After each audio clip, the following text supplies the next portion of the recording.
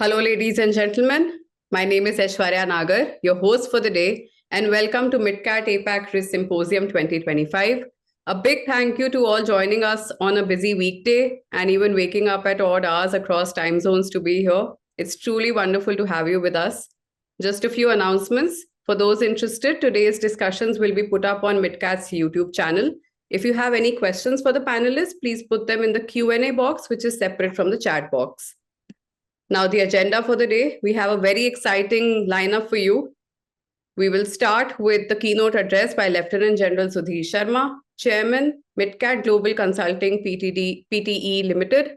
Then a panel discussion on global risk outlook moderated by Sushil Pradhan, ED and COO, MitKat Advisory. MitKat's APAC risk lead for risk intelligence, Atreya Bhatt, will then unveil the Asia Risk Outlook 2025. And Abhijit Kode, Product Manager, MitKat Advisory, will then give a demo of our in-house risk intelligence platform, Data Surfer, followed by a panel discussion on APAC Risk and Resilience Outlook, moderated by Mitesh Shah, APAC Director, MitKat Global Consulting, PTE Limited. The final discussion for the day will delve on Technology Risk Outlook, chaired by Manoj Singh, Associate Director, Risk Management, MitKat Advisory. The summing up and closing remarks will be delivered by Sandeep Sinha, Director, Risk Consulting and Managed Services, MitKat Advisory, before we close the proceedings. With that, let's start the event. It is my privilege to invite Lieutenant General Sudhir Sharma, Param Vishisht Seva Medal, Ati Vishisht Seva Medal, Yudh Seva Medal, Vishisht Seva Medal, Chairman, MitKat Global Consulting, PTE Limited, for the opening keynote. The General has commanded the largest field force in the world. He modernized the logistics of 1.1 million strong Indian Army and was India's defense attaché in London at the turn of the century. General Sharma has been decorated for exceptional gallantry in the face of enemy and for distinguished service of the highest order to the nation, including on 2 occasions by the President of Republic of India. He is on the board of governors and advisors of global corporations and has successfully mentored several startups. There is a lot more to say about the General, but I will stop here. Over to you, sir. Thank you, Aishwarya, and thank you, welcome to everybody, and greetings for the new year. Happy to be at the APAC Risk Symposium. We do it every year at the start of the year. And I find that risks are become a permanent part of our life. You can call them perma risks or poly risks. But as we speak today, we are possibly witness to the most complicated geopolitical scenario that we've seen for a very long time to come. Cooperation is waning, there's a lot of tension, and there's a lot of friction going on. 2025, in fact, was a defining year for geopolitics the world over. We had the brutal war in Hamas and Lebanon. The Ukraine war continues. It's, in fact, nearly 2/3 of the Second World War, with 1 million casualties. So that war is still raging. Syria, we all know what happened there. It will roll over. Closer home, we had a change of government in Bangladesh. Myanmar, Arakan army seems to have taken control of lost areas of Myanmar, with them suffering. So the wars of Sudan is nearly forgotten. There's a brutal war going on there also. So 2024 was an area when we saw a lot of geopolitical friction going on. It was also the election year. And 60 elections across the globe, I think. And most of the time we found that either we had some right-wing people coming into power or left-wing coming into power. The settled space seems to be shrinking, and the people in power generally had to leave their seats because there is a discontent brewing in the world against financial situations, inflation, and therefore most of the governments were voted off power, and new governments now are struggling to keep up with the promises that they made in that year. Now, if we turn our eyes to Asia Pacific in specific, this dynamic, diverse region of 60% population of the world, let us go through some of the effects which are going to have in 2025 as we move forward. My first thought comes to geopolitics again. Geopolitics is going to dominate the world scene for years to come. In the past, there has been sometimes competition between economics, political things, climate change, various factors. But now geopolitics has become the great rider in front, and everything follows with that. And that has therefore changed a lot of dynamics in the world, and we'll have to focus that, keep that in mind as we move forward. In Asia Pacific, the great decoupling between US and China, both politically, technologically, is going to have a large effect on Asia Pacific countries. we must understand that the friction between the two impacts everybody in Asia Pacific. A kind of a loose, coalition, I can call it, forming in the region, with US leading with Japan, South Korea, Philippines, Australia, New Zealand on one side, and Vietnam possibly there, and with Russia, China, North Korea on the other side.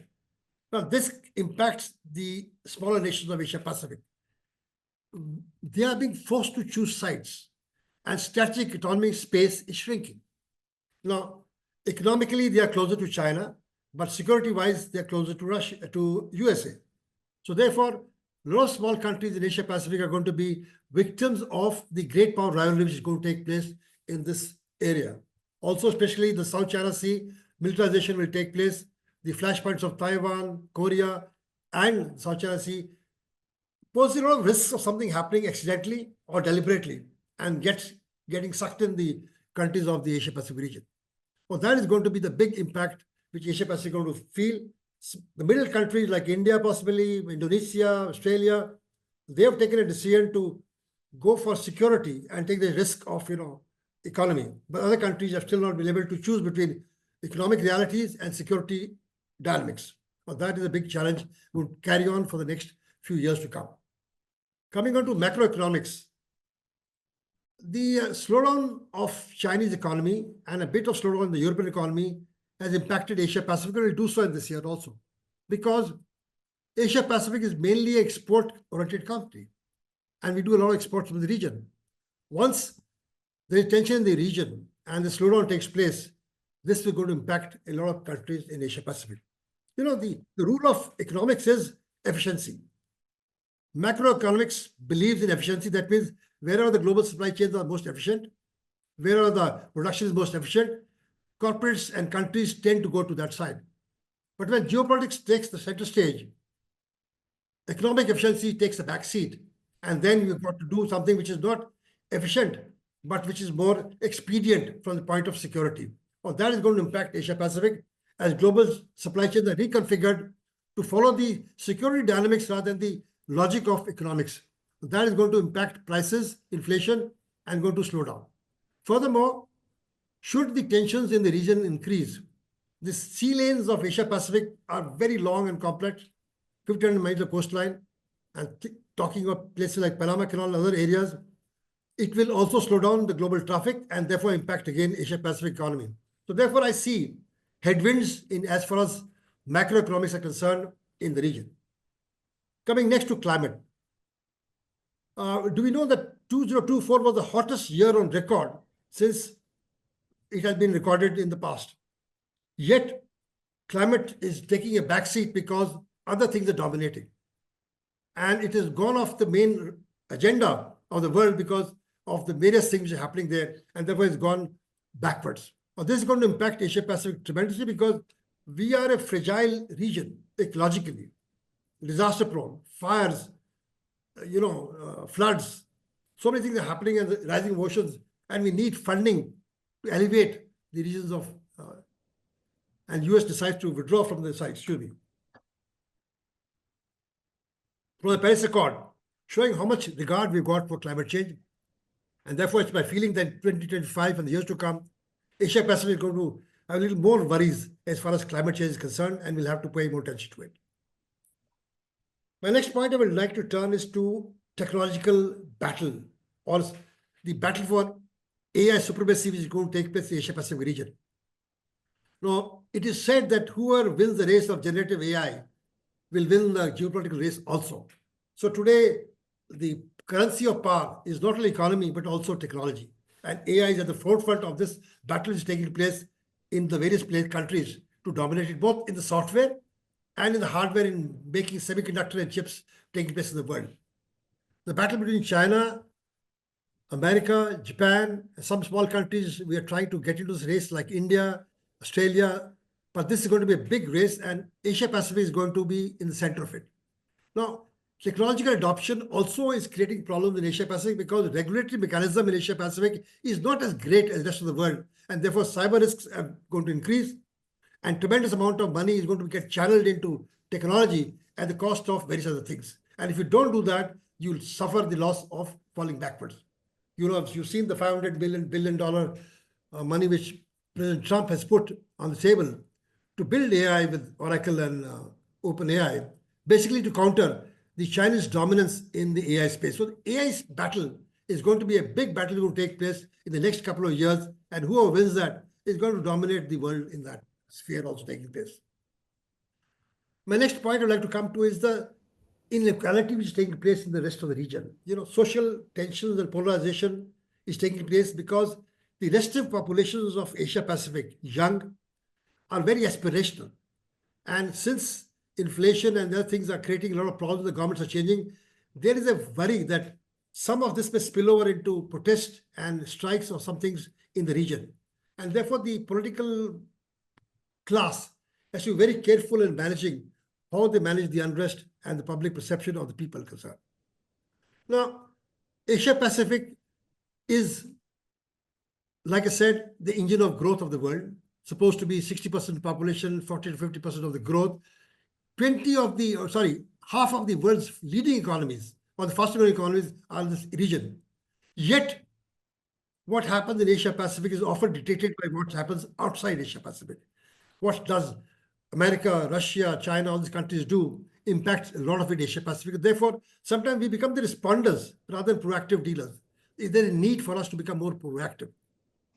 We are entering what is known as the G0 world, where all the multilateral organizations are, becoming weaker, and there's no global leadership, and therefore neither G7, nor G20, or none of them work, and therefore each country is becoming more concerned about its own security, nationalism on the rise, and that impacts smaller countries of Asia Pacific, which do not have the clout or the economic power to do things on their own, and therefore they need a collective leadership like the ASEAN or the Southeast Asian nation, which is faltering. And things like Quad, BRICS, etc., are under threat because they are no longer being respected or regarded because multilateralism seems to be on the wane. So I feel 2025 is going to be a challenging year on all fronts. Geopolitically challenging for Asia Pacific, economically challenging because of the headwinds which I've said, are talking about, technological challenges because of the race going on, and ecologically challenging what's going on. The only good thing I feel is that I feel that Asia Pacific is a very resilient people. In the past, it's been very robust. The people are very strong. The political leaders are quite agile, accommodating. And I feel that we will be able to weather the storm, should be able to put our house in order. Difficult to ask the moment, but it looks like Asia Pacific will carry on doing what is done, grow at about 4.6 to 5% politely, and hope that things continue the way it is by moving forward. That's all I have to say. Good wishes to everybody for the seminar today, and I hope we can discuss these things in more detail. I've touched upon them very marginally because of the time available. I look forward to hearing each aspect dealt to in detail as we are doing today. Thank you. God bless. Thank you, General, for sharing your expertise on the region, just as we hoped. It is always a delight to learn from you, and thank you for setting the tone for what's to come. Thank you. Thank you. Moving on, the first panel discussion of the day is on Global Risk Outlook for 2025, moderated by someone who doesn't need an introduction, Sushil Pradhan, ED and COO, MitKat Advisory. Thank you, Aishwarya, and thank you, everyone. Thank you, the panelists, for joining this first session of the day. It's so heartening to see that we already have 300 plus attendees and more joining as we count. So looking forward to jump straight into the discussion after a brief introduction of all our eminent speakers on this first panel. And in no particular sequence, I would like to introduce my panelists today to the audience. So we have we have here people joining us as panelists from the US and from various parts of Asia Pacific. Craig Foster is the head of real estate, safety and security for crisis management and resilience for Grab. He's got over 30 years of experience in corporate security, health and safety, crisis management and resilience. Former police officer of the Royal Hong Kong Police Association, he's also held leadership roles at Barclays, Standard Chartered, Caterpillar and Hill & Associates. He's based out of Singapore. Hi, Craig, and thanks for joining us this morning or this afternoon.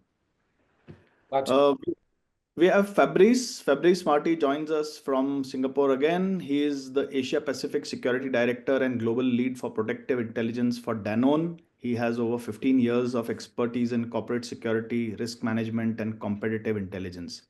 Currently, he is based in Singapore, from where he oversees security operations across the Asia Pacific region for his company. And prior to this, he's been the security and competitive intelligence manager at FM Logistics and La Groupe La Poste. Welcome, Fabrice, to the panel. Thank you. Hello, everyone. Hi, Bruce. So Bruce Mckindo is the senior advisor with MitKat Advisory. He's a recognized leader, author, and speaker in risk management, and he's also the founder of what used to be known as iJet or WorldAware, one of the world's leading open source intelligence providers. He led the development of the continuous risk management model and has been a thought leader in providing integrated risk management solutions. Bruce has worked with several government agencies as well, including the NSA, the CIA, the Department of Defense, and NASA in the US. Hi, Bruce. Thanks for joining us. I know it's a late night for you, but honored to have you here with us on the panel. I'm still way behind you. I'm still in 22, not 23. Thank you so much. And we have Ian who's joined us, Ian Leonard Betts. He's the managing partner for Castle Asia, again based out of Singapore. In his 3 decades career, he's held key roles, including director for Southeast Asia at Hill and Associates, and also has had a global role with G4S in London. Currently, he leads the Indonesia country program for Castle Asia, and he's also serving as the vice chair of the British Chamber of Commerce in Indonesia. Welcome, Ian. Thanks for joining us this afternoon.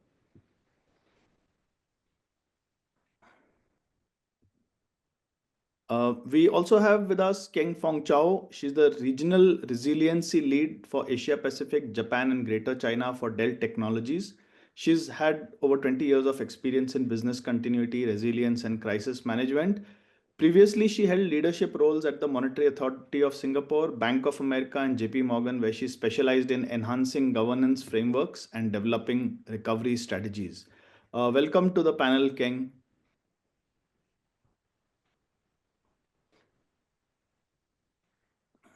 So now that I've been able to introduce all our panelists to you, we would like to jump straight into the discussion. And I think today the burning topic is Trump and the US. 3 days in saddle, he's already signed 100 plus executive orders, and on the top of the mind of every country's thinking today. So Bruce, sitting there right next to the seat of power, and of course with your vast experience of understanding what's happening in American politics, could you give us a little bit of an update on, once dawn is back, how is this going to influence the geopolitics and geoeconomics of the world? And obviously, in addition to the global scenario, we would also be interested in knowing a little bit of how it would affect the Asia Pacific region, to be more specific. Over to Sure. you.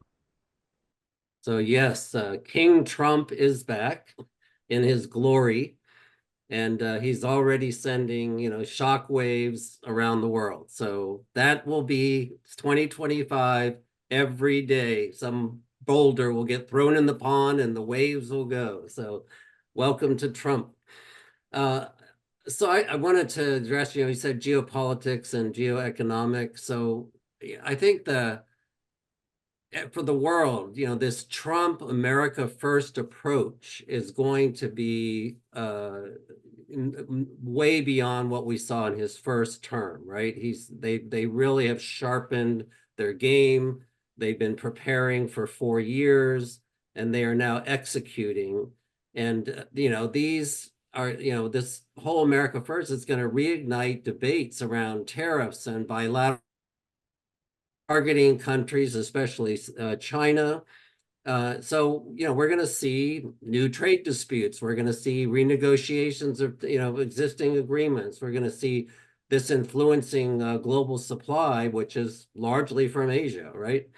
And so we're going to have to, I think all allies and others that are in this sphere are going to have to reevaluate their ties with the United States and figure out where do they want to be? And it's going to be very difficult. So in that regard, these alliances, and of course, we're looking at longtime partners like NATO and other security frameworks. There's going to be a big push from the Trumponomics to have them step up and spend more on their own defense and support that in a bigger way. They're going to try to get the U.S. will try to get more favorable terms from them, and so it's going to be difficult, especially if the demands are unilateral, like we've seen happen on our side of the globe with Greenland and Panama, right? Well, if you're not with us, we're going to take you over, right? That's really unacceptable. Which takes me into the whole foreign policy, arena. Again, Trump takes center stage. He loves these high-profile summits and, having public diplomacy just almost ad hoc off the hip. And so this, kind of whole unorthodox diplomatic approach and outreaching to, leaders such as, North Korea's Kim Jong-un. But one of the things that I'm concerned about is the rhetoric that's directed at Iran and China. And, these can create some opportunities, maybe for breakthroughs, but I think they're going to more be difficult and create issues over time.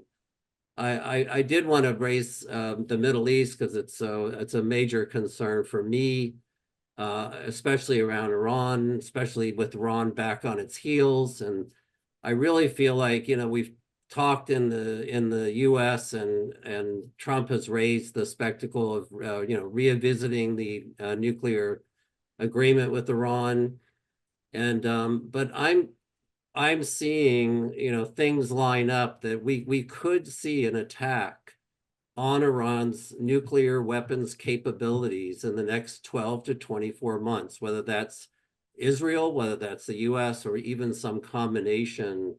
And I feel that's something that needs to be raised and for people to think about and look at and watch, because it's sitting out there glowing red. And then finally, as far as the global areas, and this is important for Asia as well, is that this transactional posture that Trump has is going to weaken multilateral organizations like the WTO, the World Trade Organization, or the UN. And I think it could create new terms and new favors for U.S. economic interests, but at the cost and downside of others in the world, and Asia being the big trading partner. So I just look for renewed presidency right now that's going to be unorthodox and unpredictable and generate a lot of trouble and friction, and we are going to deal not only with poly-crisis, but it's going to be continuous crisis. So those are my brief remarks about President and King Trump. Thank you so much, Bruce. Right. Very, very interesting thoughts about being a poly-crisis and continuous and unorthodox friction. And I think a very bold prediction from your side on the attack on Iran's nuclear facilities. Let's hope nothing happens, but then one must be aware of such realities. Be prepared.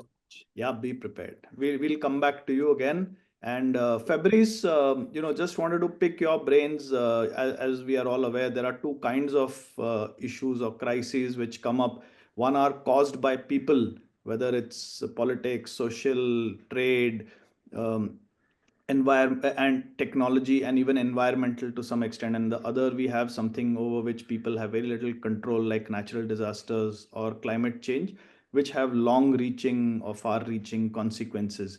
Could you just help us what you think in the coming year, a couple of major kinds of risks that you foresee of each kind in the coming year? Yes, thank you.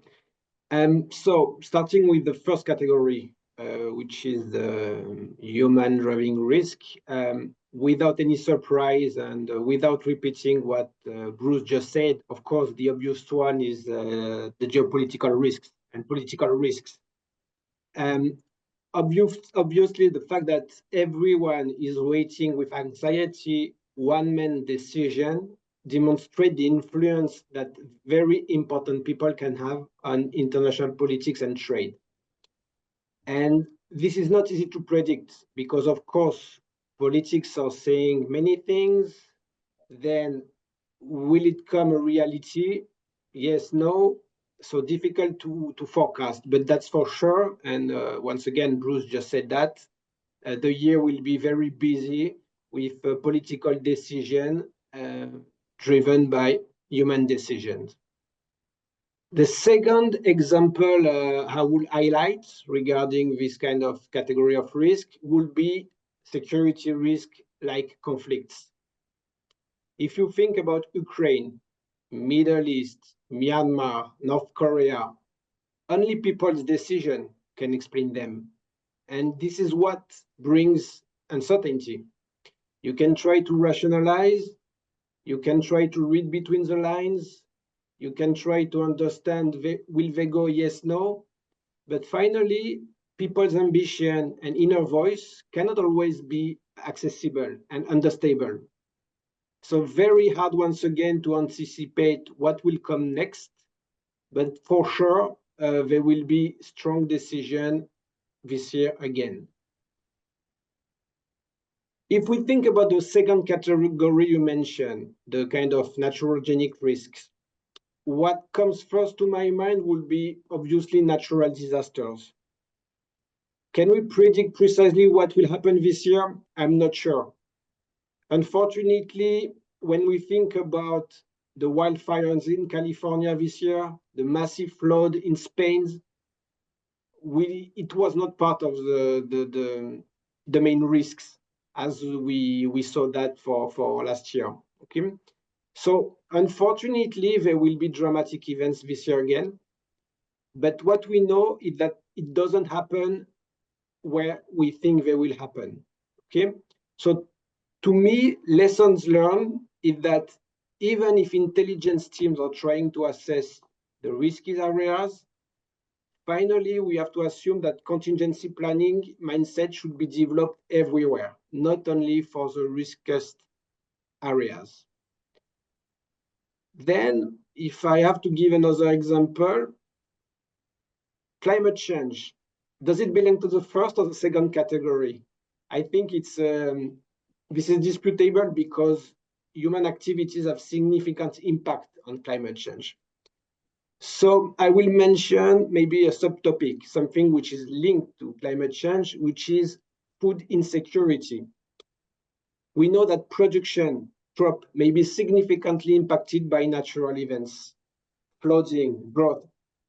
So even if food insecurity can also be a consequence of bad governance by politics, we can assume this is a risk which is really driven by nature.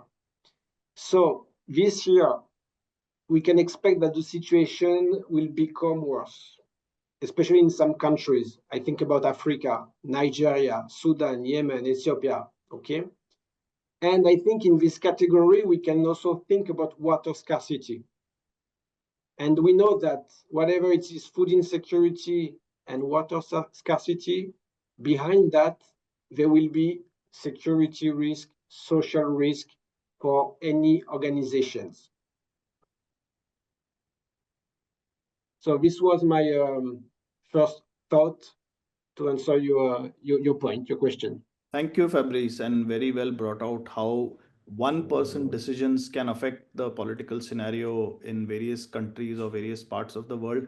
And you picked up something which is very relevant, food security and water scarcity. And we saw how a war between Russia and Ukraine in the first part of the first initial days of the war, initial months of the war, it led to huge food scarcity because it disrupted the supply chains of food to Africa.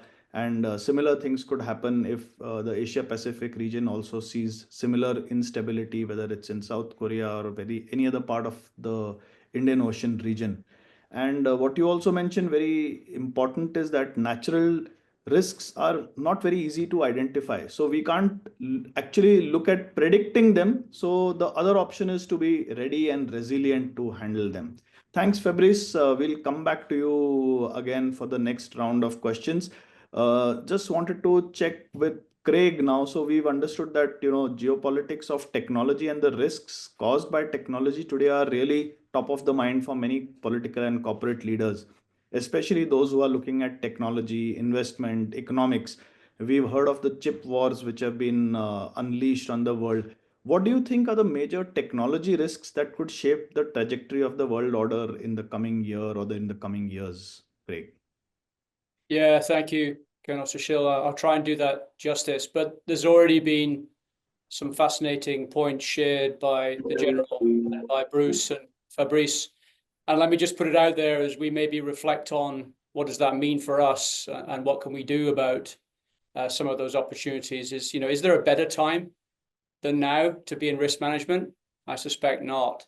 So technology, the way I'd framed this discussion around technology was with an assumption to begin with, an assumption that maybe we all have slightly different views on. But that assumption is that we're at the cusp of a major life-changing, business-changing shift with new technologies coming faster with deeper impacts. And I'm referring really to AI, autonomous vehicles, just as two examples. So they throw out a number of classic risks that you could put into the cyber area in terms of increased contact points, increased connectivity that some of those new technologies bring. Legacy IT systems are going to be under great strain from some of this new technology.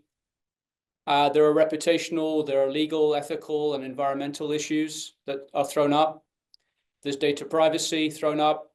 There's availability thrown up. Recent headlines suggest that undersea cables continue to be something that is targeted in the geopolitical events of recent months. And 95% of our internet connectivity comes through those cables.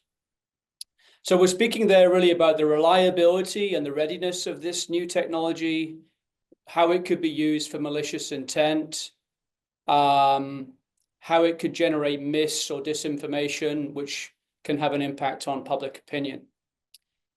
But that's actually not my primary risk, Sushil. In fact, my primary risk is one that probably you might not expect. And maybe it comes from the fact that I sit in a technology company. My primary risk is that we, as risk managers, we in the security industry will get left behind. Because we tend to focus on the negatives, and we may miss the imperatives, the inevitabilities, the pace, the impact of what I've tried my best to give some initial insight into. So I'm very much in the camp of embrace, get on board, experiment, pilot, learn and manage the risks as we go. I honestly believe if we don't do that, then this is moving too fast for some of our traditional methodologies, some of our traditional conservative approaches. We can apply both of those, but they will need to be applied at pace from what I'm seeing. So basically, I'm trying to paint a picture of increased complexity for many of the people in this audience in protecting people, data, and our operations.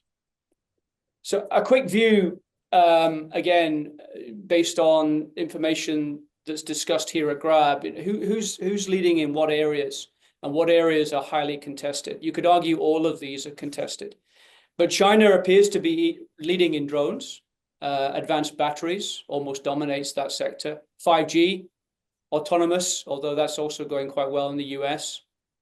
The US appears to be leading in big tech, those companies that dominate the space, advanced physics, biotech, and pharma. And there are a number of important areas that are clearly most, although all could be considered contested, but most contested.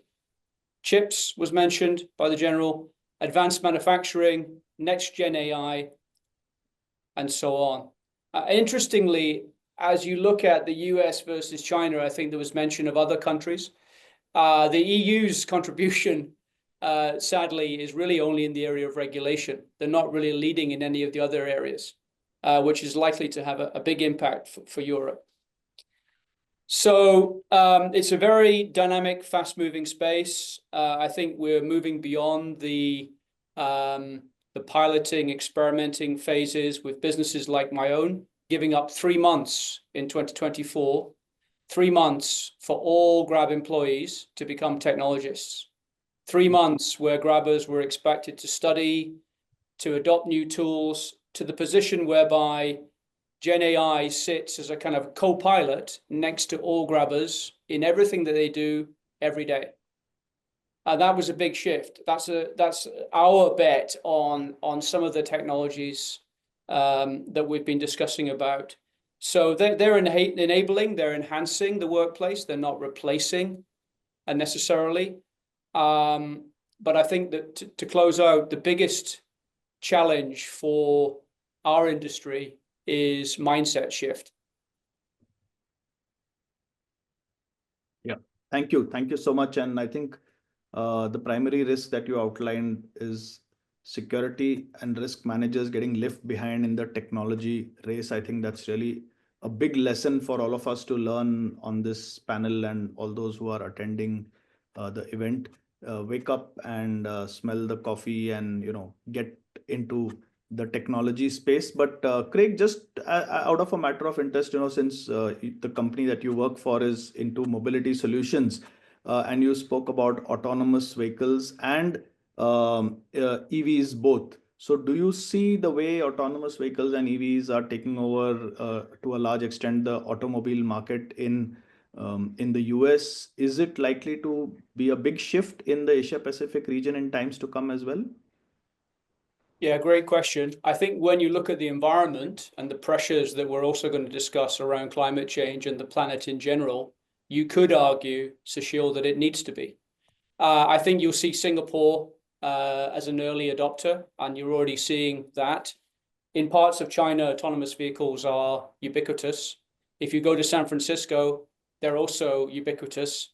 They're part of the day-to-day life of San Franciscans. So different paces, no doubt, different speeds in different parts of Asia, but led by China, swiftly followed by Singapore.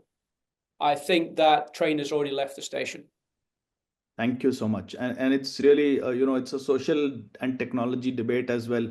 We have so many people, why do we need autonomous vehicles? But then again, people make errors. Technology doesn't. Is that an argument that will hold? So lots of questions being thrown up today in the air, but thanks. We'll come back to you. So Keng Fong, from the same line of discussion, I'd like to shift focus to you and ask you that the way technology is presenting both risks and opportunities, how do you see us in the Asia Pacific region managing technology or taking technology forward? Well, thanks for the question. I think from a trends perspective and risk, we've heard a lot from the panels as well as general where the trends and risks are. And as business continuity professionals, as security professionals, and as Craig mentioned, it's about developing contingency plans, right, based on what we know. And the thing is, a lot of times we choose what to plan for because it's either, there's priorities, we don't have enough money, we don't have enough time, we don't have enough attention. So we choose what we plan for, right? And that's become our planning assumptions. I think for the purpose of all the things that we know, the good and bad in terms of technology risk, is what do we do with that information, right? And a lot of times in the past, I think I've learned, instead of just planning for the impacts, we've asked around and we cut short the planning process. We say, okay, we will plan for data loss, we will plan for people loss, we'll plan for facilities loss. But I've come to realize, in all my years of working, is that the entire planning process is important. The learning of new trends, the new technologies, like what we've mentioned before, AI, machine learning, green transformation, helps us understand new scenarios and events that will potentially derail my planning, right? We put all the things in place and then we realize, hey, things may not work as it is, or we get hit straight in the face and say things don't work as it is, right? I mean, the current trends we heard about, AI, with good models, you can achieve wonders. You definitely could look at, developing treatment plans, automating repetitive tasks. But there's also a flip side to that.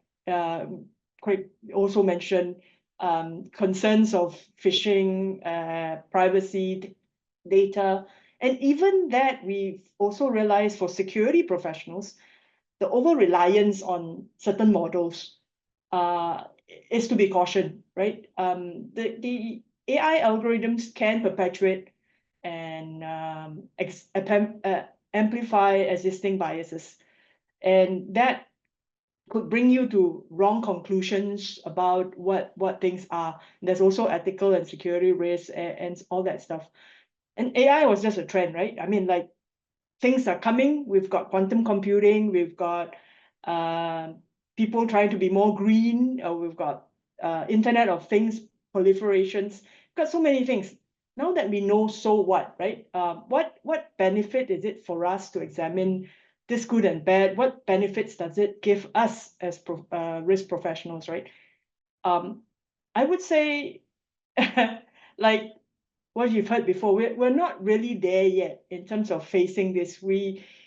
I tend to agree with Craig, right? We need to go back to the drawing board, relook at our planning assumptions. What are the boundaries that we have drawn, right? We want to assume certain things when we do planning. But let's just go back to these two things, right? Planning assumptions and review your risk assessments. Sometimes I come across questions that have been asked year on year for years. And this traditional planning, does it still work?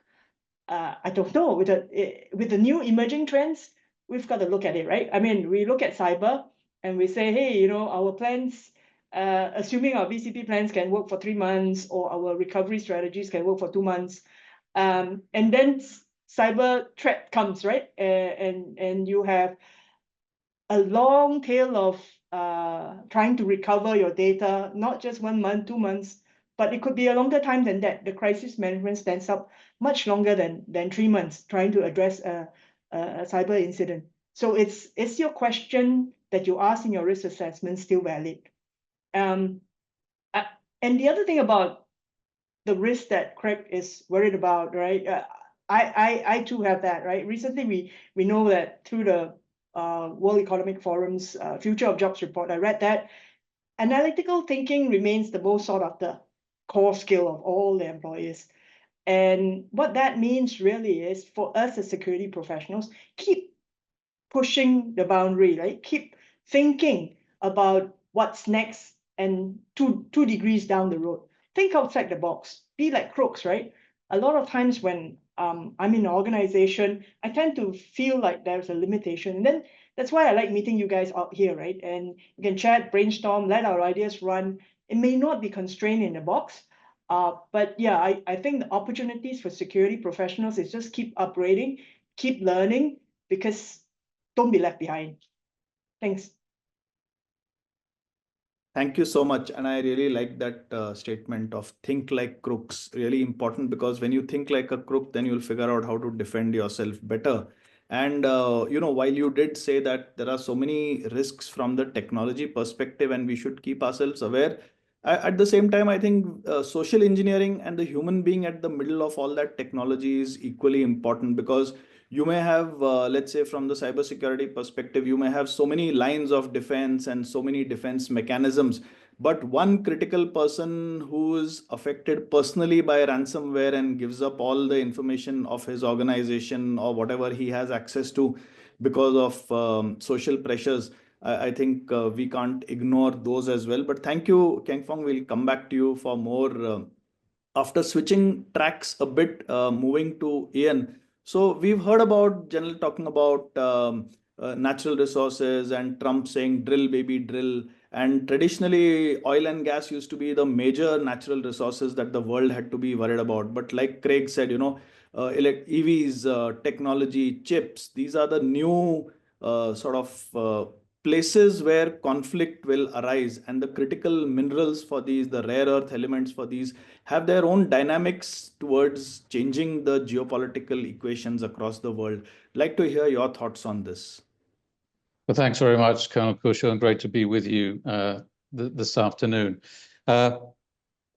We've had some great presentations already from the speakers who've gone before me, but let me preface my comments on this by just noting that as we now embark on Trump's second presidency and the MAGA era 2.0, making America great again, we're also facing a high degree of change in the international order. And we can look at the expansion, for example, of BRICS, far beyond the original founding members, India, China, South Africa, Russia. We are now, and Brazil. Indonesia's entry into BRICS is significant. And there are a number of other members lining up for membership of BRICS. This brings about an entirely new dimension in understanding the motivations of nation states and how they will deal with each other collaboratively or competitively. This is a reshaping of the international order. Some might say international disorder, but it's our task to make sense of this. And Bruce already talked about the rhetoric around Iran and China, both members of BRICS, both now entering into the kinds of conflicts and resource wars that we may see emerging from rare earths and critical minerals. So perhaps we can divide the potential for those conflicts into three. First of all, geopolitical tensions. We've heard a lot about this already, particularly from the general. Speaking first, geopolitical tensions and war, Ukraine, Sudan. Very interesting to mention Sudan. Africa features very heavily in critical minerals and rare earth extraction. And there is, of course, the potential for other kinds of conflict to emerge from mining and competition for those sources there. But geopolitically, we are seeing now countries with significant reserves of critical minerals, lithium, cobalt, rare earths, now achieving strategic importance on world markets. China dominates the rare earth market. This could lead to increasing geopolitical tensions with other blocs and nations, potentially, particularly the US and the EU, but Africa is rising here too, and all markets are seeking access to these very valuable commodities, which are essential to the high technology industries that we've been talking about with earlier panelists. So geopolitical tensions are only likely to be stoking higher as a result of critical minerals and rare earth developments. Economic competition is likely to rise as every nation seeks to secure a supply chain for critical minerals and rare earths. So we'll see economic competition increase. This raises the potential for trade wars between nations, between blocs. When you have groupings like BRICS, you have China, Iran, and Russia, who are already holding adversarial positions against major Western nations. These are areas where risk is likely to fracture first and possibly deepest. So trade wars, export restrictions, tariffs, and other sanctions among and on nations stemming from supply chain dynamics for critical minerals and rare earths, as every nation and every bloc seeks to secure their access to them. And then thirdly, local conflict. So as these strategic minerals become more and more important to national and regional economies and for the growth of high-tech industries, we're seeing the potential rise for countries to be at war with each other locally. And I've mentioned Africa already. There is a concern that the DRC, for example, which has already seen a great deal of conflict over the foregoing years, could be at the center of more violence and and conflict over the mining of cobalt, for example, with competition mounting in the Central African states, with Africa holding a third of the world's mineral reserves, including critical minerals, now essential to these high-tech and renewable industries. This continent will be key to these unfolding markets here. And this has got to feed into perhaps the fourth segment, and I'm taking this out of a page from Craig's presentation earlier, the technological arms race that we may see here. As the US and China ramp up on technologies with AI, robotics, smartphone technologies, communications, satellites, batteries, and renewables, as China and the US both increase their R&D, productivity, etc., vying for dominance, we're likely to see greater competition between them. And this will have a major impact on access to those critical minerals and rare earths.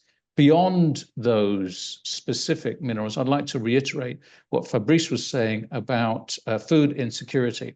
Local conflicts are also driving that, and water will be key. Water is, of course, a major factor in the development of data centers, and many individual states are reliant on single source river systems. We are already seeing great pressure now on the nations that rely on the Nile, including Egypt, for access and control of that water source. So water will be key to the ongoing development of these high technologies, will be key to driving these resource disputes, but also, of course, essential to food security. Fertilizers, biofuels are displacing and disrupting a great deal of crop production around the world, hitherto used for foodstuffs. That's another area to monitor, and much of that will be reflected in the impacts of climate change risk. And I'll leave it there, Colonel Sushil, for now, ready to come back with more.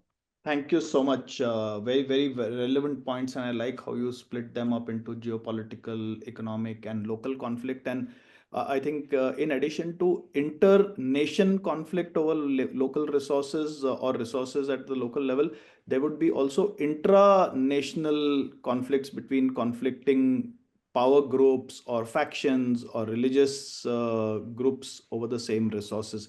And Africa is definitely going to be the key to critical minerals and rare earth elements, as well as a potential source of conflict over water resources and food resources. Thank you so much.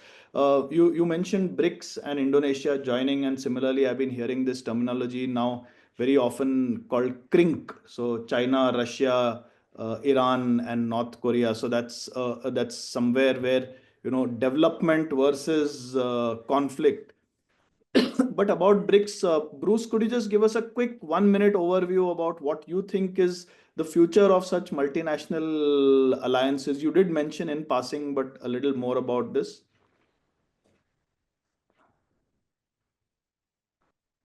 Bruce, you're on mute, I think. We can't hear you. Yep. So BRICS obviously started with 5, right? And Ian and others have already started to throw in Indonesia, Saudi Arabia, UAE, Iran, Ethiopia, Egypt. What's happening, right? And we have a debate, you know, is this going to promote inclusivity, or is it going to, you know, create polarization and fragmentation, right? So on one hand, the global South and Africa are now being represented. They have a platform to face off against, you know, the Western dominated institutions and the new development bank, all of that. So that's kind of on the one hand, right? On the other hand there's divergent political and economic systems, and that is, I think, shaping forward. So, you know, ultimately I have to say that this BRICS plus and plus and plus is portending a fragmentation of economic and trade between these two blocks that's going to become problematic and tension fraught. Right, absolutely. And where the whole purpose of these alliances was to foster inclusivity and multilateralism. I think the competition within these organizations may not split them apart, but will definitely cause adequate amount of tension to prevent friction and tension to prevent that very kind of cooperation that was expected to come out of such alliances. And that's something that the world in general will have to be a little more watchful about. But moving from APAC to Europe, uh, Fabrice, Europe is in social and political turmoil as well. Whether you look at Germany, you look at France, you look at any other countries there. How do we see the situation evolving? What are the fault lines that we should be aware of in the coming year? Yes, thank you. So it's true that the situation in Europe is not great currently. Of course, there are several things to keep in mind and to monitor for this year. First is the war in Ukraine, of course. It's still the main concern and the big question mark. Countries are raising defense spending. They are afraid of Russia. EU countries may disagree concerning the support for Ukraine. So they will probably maintain a majority front in support of Ukraine, but still Russia is still keep influencing some countries in the Union. Later on, looking forward, when the war will be over, what will be everyone's position towards Russia, and what impact inside the EU? So this is a big question. The EU unity is a bit fragile currently. Okay, values and governance are challenged in some countries like Hungary, for instance, or Slovakia. In some big European countries, the political, economical, and social situation is not great, which undermines the investor confidence and which push governments to concentrate more on the domestic situations. So this is not new. But still, we can see the evolution clearly. We need to think about as well about international trade dynamics. Okay, the discussion around electric vehicles has significantly raised the level of tension with China. Potential tariffs from the US are still a threat, while we can also expect that the US will try to convince Europe to strengthen its stance on China. Okay. India will be also a bigger partner looking forward. So it's very important to look at all these trade dynamics to identify the threats, but as well the opportunities. Finally, we can mention the recurrent risk of social activism, radicalism, and violence. Okay, terrorism will remain a threat in Europe, and we know that what happens in Middle East can have a real impact in Europeans' mind. Also, on another level, environmental activism can turn very aggressive against companies. We can think about sabotage, attacks on reputation, and once again, this is very linked with different societal topics, food security, water security, etc. So, to conclude on this part, for sure there will be tension this year, but we have to keep in mind that Europe, even if it's not the most dynamic region, should overcome these obstacles and should remain a key player in the world between the US, China, and the other alliances that you just mentioned. Thanks, Fabrice. Just a quick one for you, half a minute question only that, Craig also mentioned that in the field of AI, US and China are taking the lead, whereas EU also has a huge technology background, but they've gone into the regulatory aspects more. Do you feel that in terms of imposing regulations on itself, Europe is going to get left behind in the AI race? Yes, I mean, it's true that we can say that Europe is late. Do we have the capacities to accelerate? This is a big question mark. So, of course, accent is put on regulatory aspects, which is often seen by organization as an obstacle to develop faster and to grow faster in comparison with US or Chinese competitors or Indian competitors. So yes, it's a question mark. Do we have the capacity to accelerate? let's see. But yes, we are definitely late. Thank you. Thank you so much. And Ken, I'll just come to you again regarding resiliency. You said be prepared for lots of things and be prepared for things that we can't predict. Now, natural disasters, as Fabrice mentioned initially, are something that we really can't predict.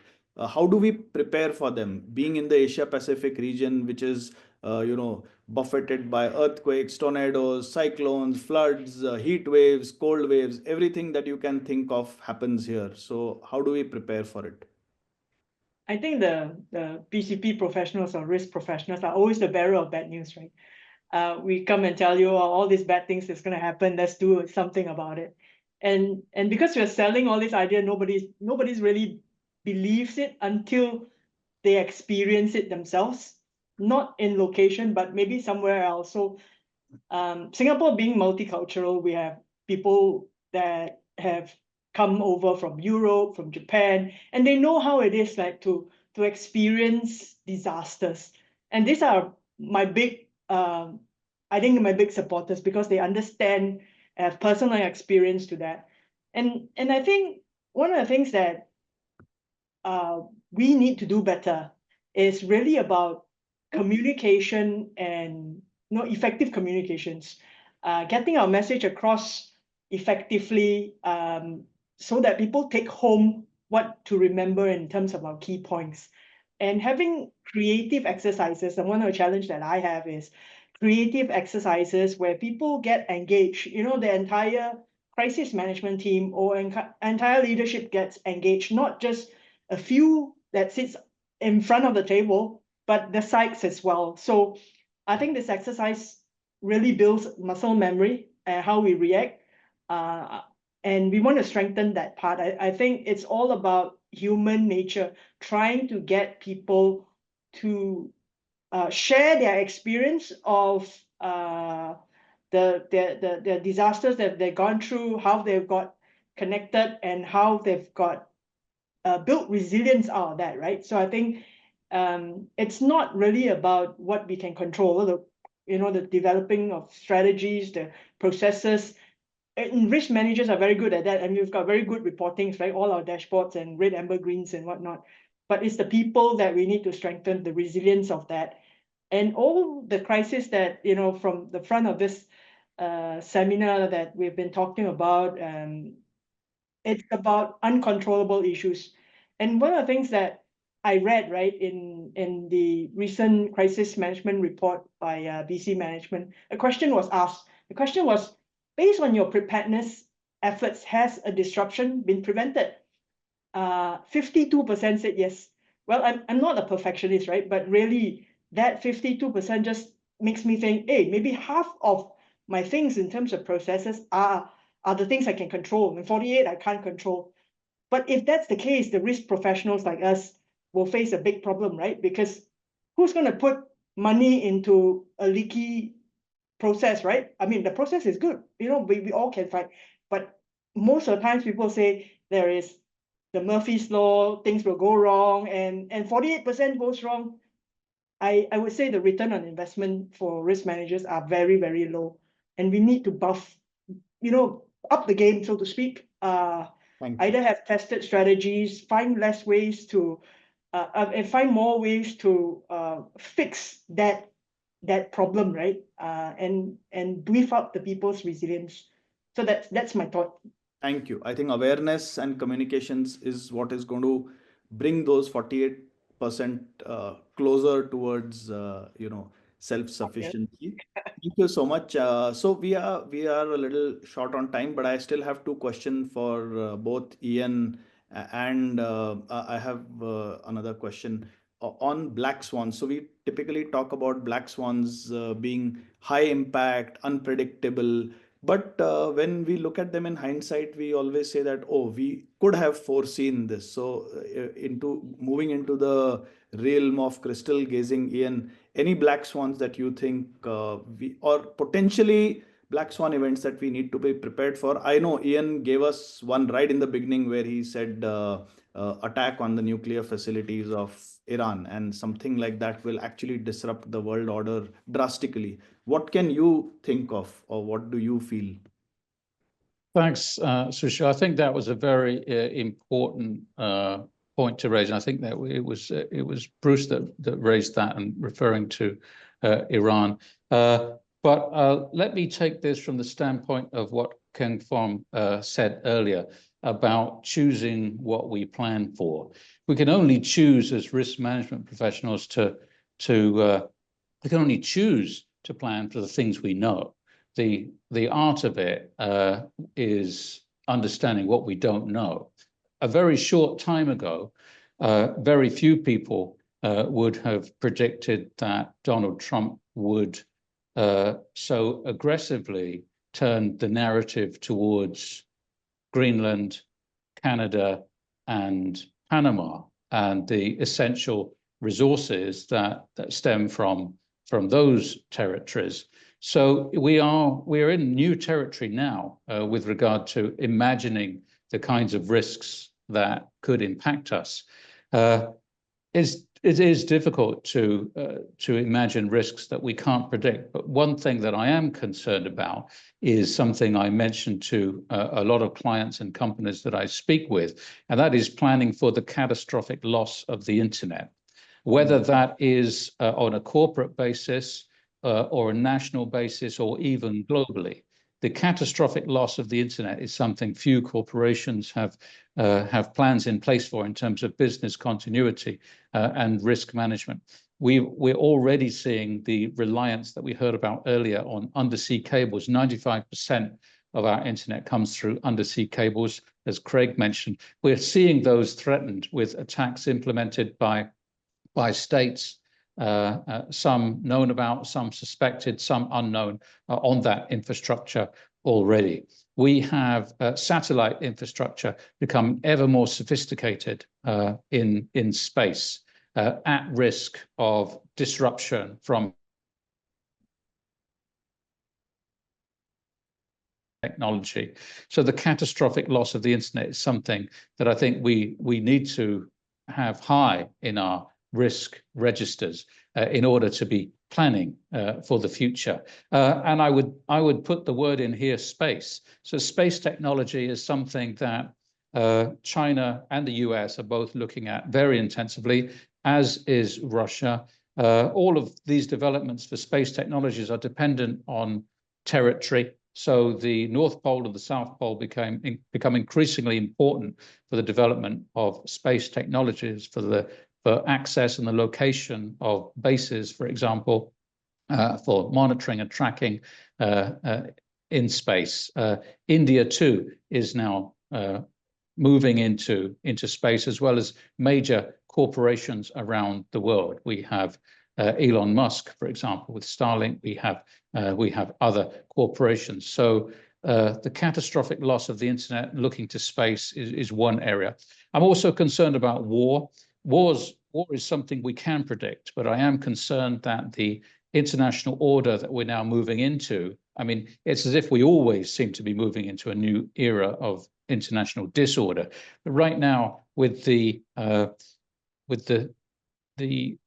blocks that we're seeing emerging now, and the high aggression between states over competition for resources, plus the impact of climate change and other market forces, is driving a number of key states to war. And with blocks, as we've explored with BRICS, harboring groupings of countries which could be adversarial towards the West, and with Donald Trump as vociferous as he is towards BRICS and its attempts at inter-member trading on currencies, for example, being put down very aggressively.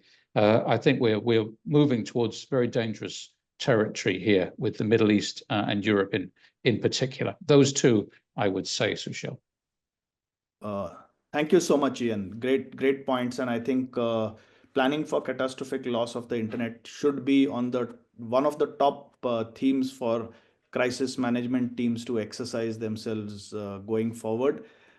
Craig, the same question to you. One potential black swan that you foresee which could disrupt drastically?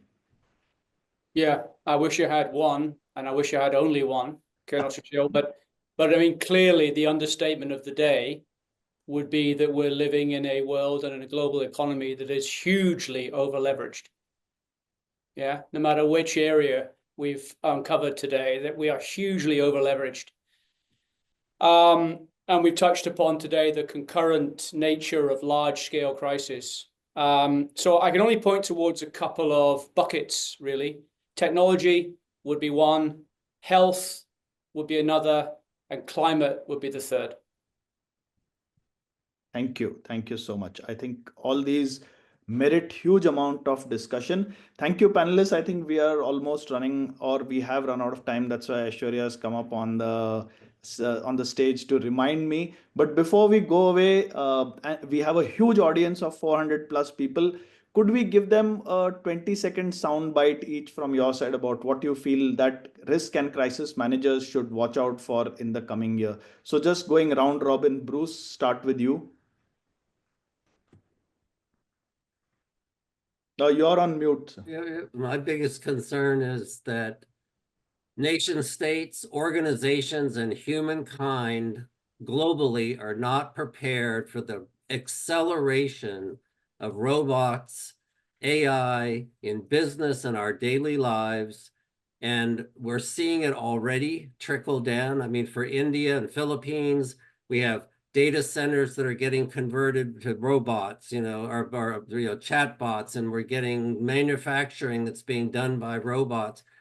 We need organizations and governments to take this evolving situation, and we need safety nets for workers. We need retraining programs so that they have income while they do that. None of that is happening at the speed that technology is advancing. Thank you. Thanks, Bruce. 20 seconds soundbite, Craig. So I bring it back to what this means for us in our roles. And I would point out, I think, that the voice that we carry, the voice of risk that we carry, clearly, surely is more important than ever. And to Ken Fong's earlier point, that's really about our ability to communicate. So we're going to need to be focused in amongst all the other noise of corporate life. We're going to need to have courage in our convictions and our own personal resilience to carry that message forward. Thank you. Thanks a lot. Keng Fong, your 2 thoughts quickly. I think Craig stole my thunder, but all in all, just take care of yourselves, because you build your own resilience, and that's how organizational culturally is going to strengthen your company and the place that you're in. Fantastic. So strong people make for strong organizations. Thank you so much. I think that's a great takeaway. Ian, your 20-second takeaway. Thanks very much. For me, it's focusing on the international order, behavior between states driven by markets, the increasing and accelerating convergence of market economies and technology. So the resource wars we talked about earlier, the feeding towards AI, robotics, and the high technologies that we've been discussing. And finally, the impact on social divergence, economic inequalities, not just within countries, but within regions and blocks. And those divergences, social and economic, could drive further conflict and further risk. Thank you so much. And Fabrice, last on the panel to give your 20-second soundbite. Anything for us? Yes, okay. Thank you, thank you. I think for us, for our community of professionals, the most difficult thing is to stay relevant, making sure that we highlight the key risk for our organization, for increasing the protection and the resilience of our staff, supply chain, and business interests. Thank you so much. Fabrice. Thank you so much. Excellent points, all of you. So glad to have you on the panel, and I'm sure those 400 plus people who are still part of the webinar have benefited greatly. Thank you once again for joining us. Look forward to seeing you again on another webinar with us. And Aishwarya, I know we've overshot our time by 5 minutes, but I just couldn't interrupt the flow of thoughts that was so amazing and so insightful from all our panelists. Thank you, everyone. A big round of applause to everyone. Thank you, panelists. Such an discussion on what to expect rest of.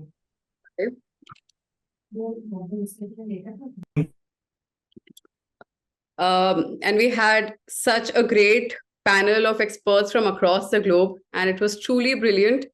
And please feel free to answer questions in the Q&A box. We have a lot of activity going on there.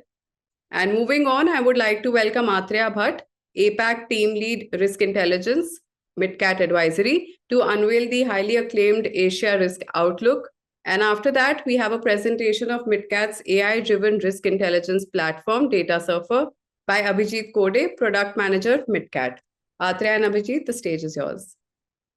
Thank you so much, Aishwarya. You're doing a fantastic job. And what an absolutely fascinating symposium we've had so far. A very good morning and a very good afternoon to all our panelists and attendees from across the world. Thank you so much for attending on a busy work day. We really, really appreciate it. It's always a pleasure and an honor to listen to our chairman, General Sharma's very discerning insights into the risk landscape for Asia Pacific in 2025. And following on from that, an absolutely brilliant and superb panel moderated by Colonel Pradhan with amazing insights from industry leaders. Therefore, I would now like to take this opportunity to unveil the Asia Pacific Risk Outlook 2025 or the ARO 2025. Here we go.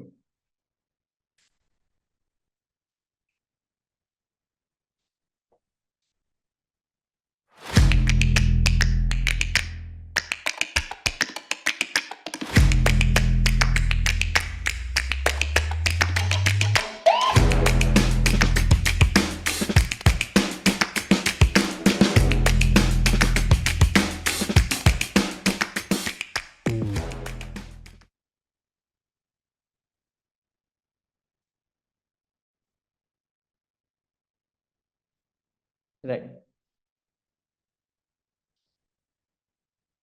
Thank you so much.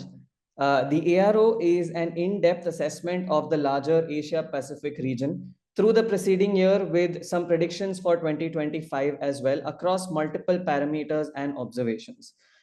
Being the trusted security partner for hundreds of companies across the world, the ARO is a commanding resource for business leaders to predict incoming risks and implement preventive procedures well in advance. It begins with a very astute recap of 2024 with some keen predictions for 2025 by our Chairman General Sudhir Sharma, which is then followed by a very detailed analysis and assessment of every country in the region in 2025 with the prevalent risks in those regions.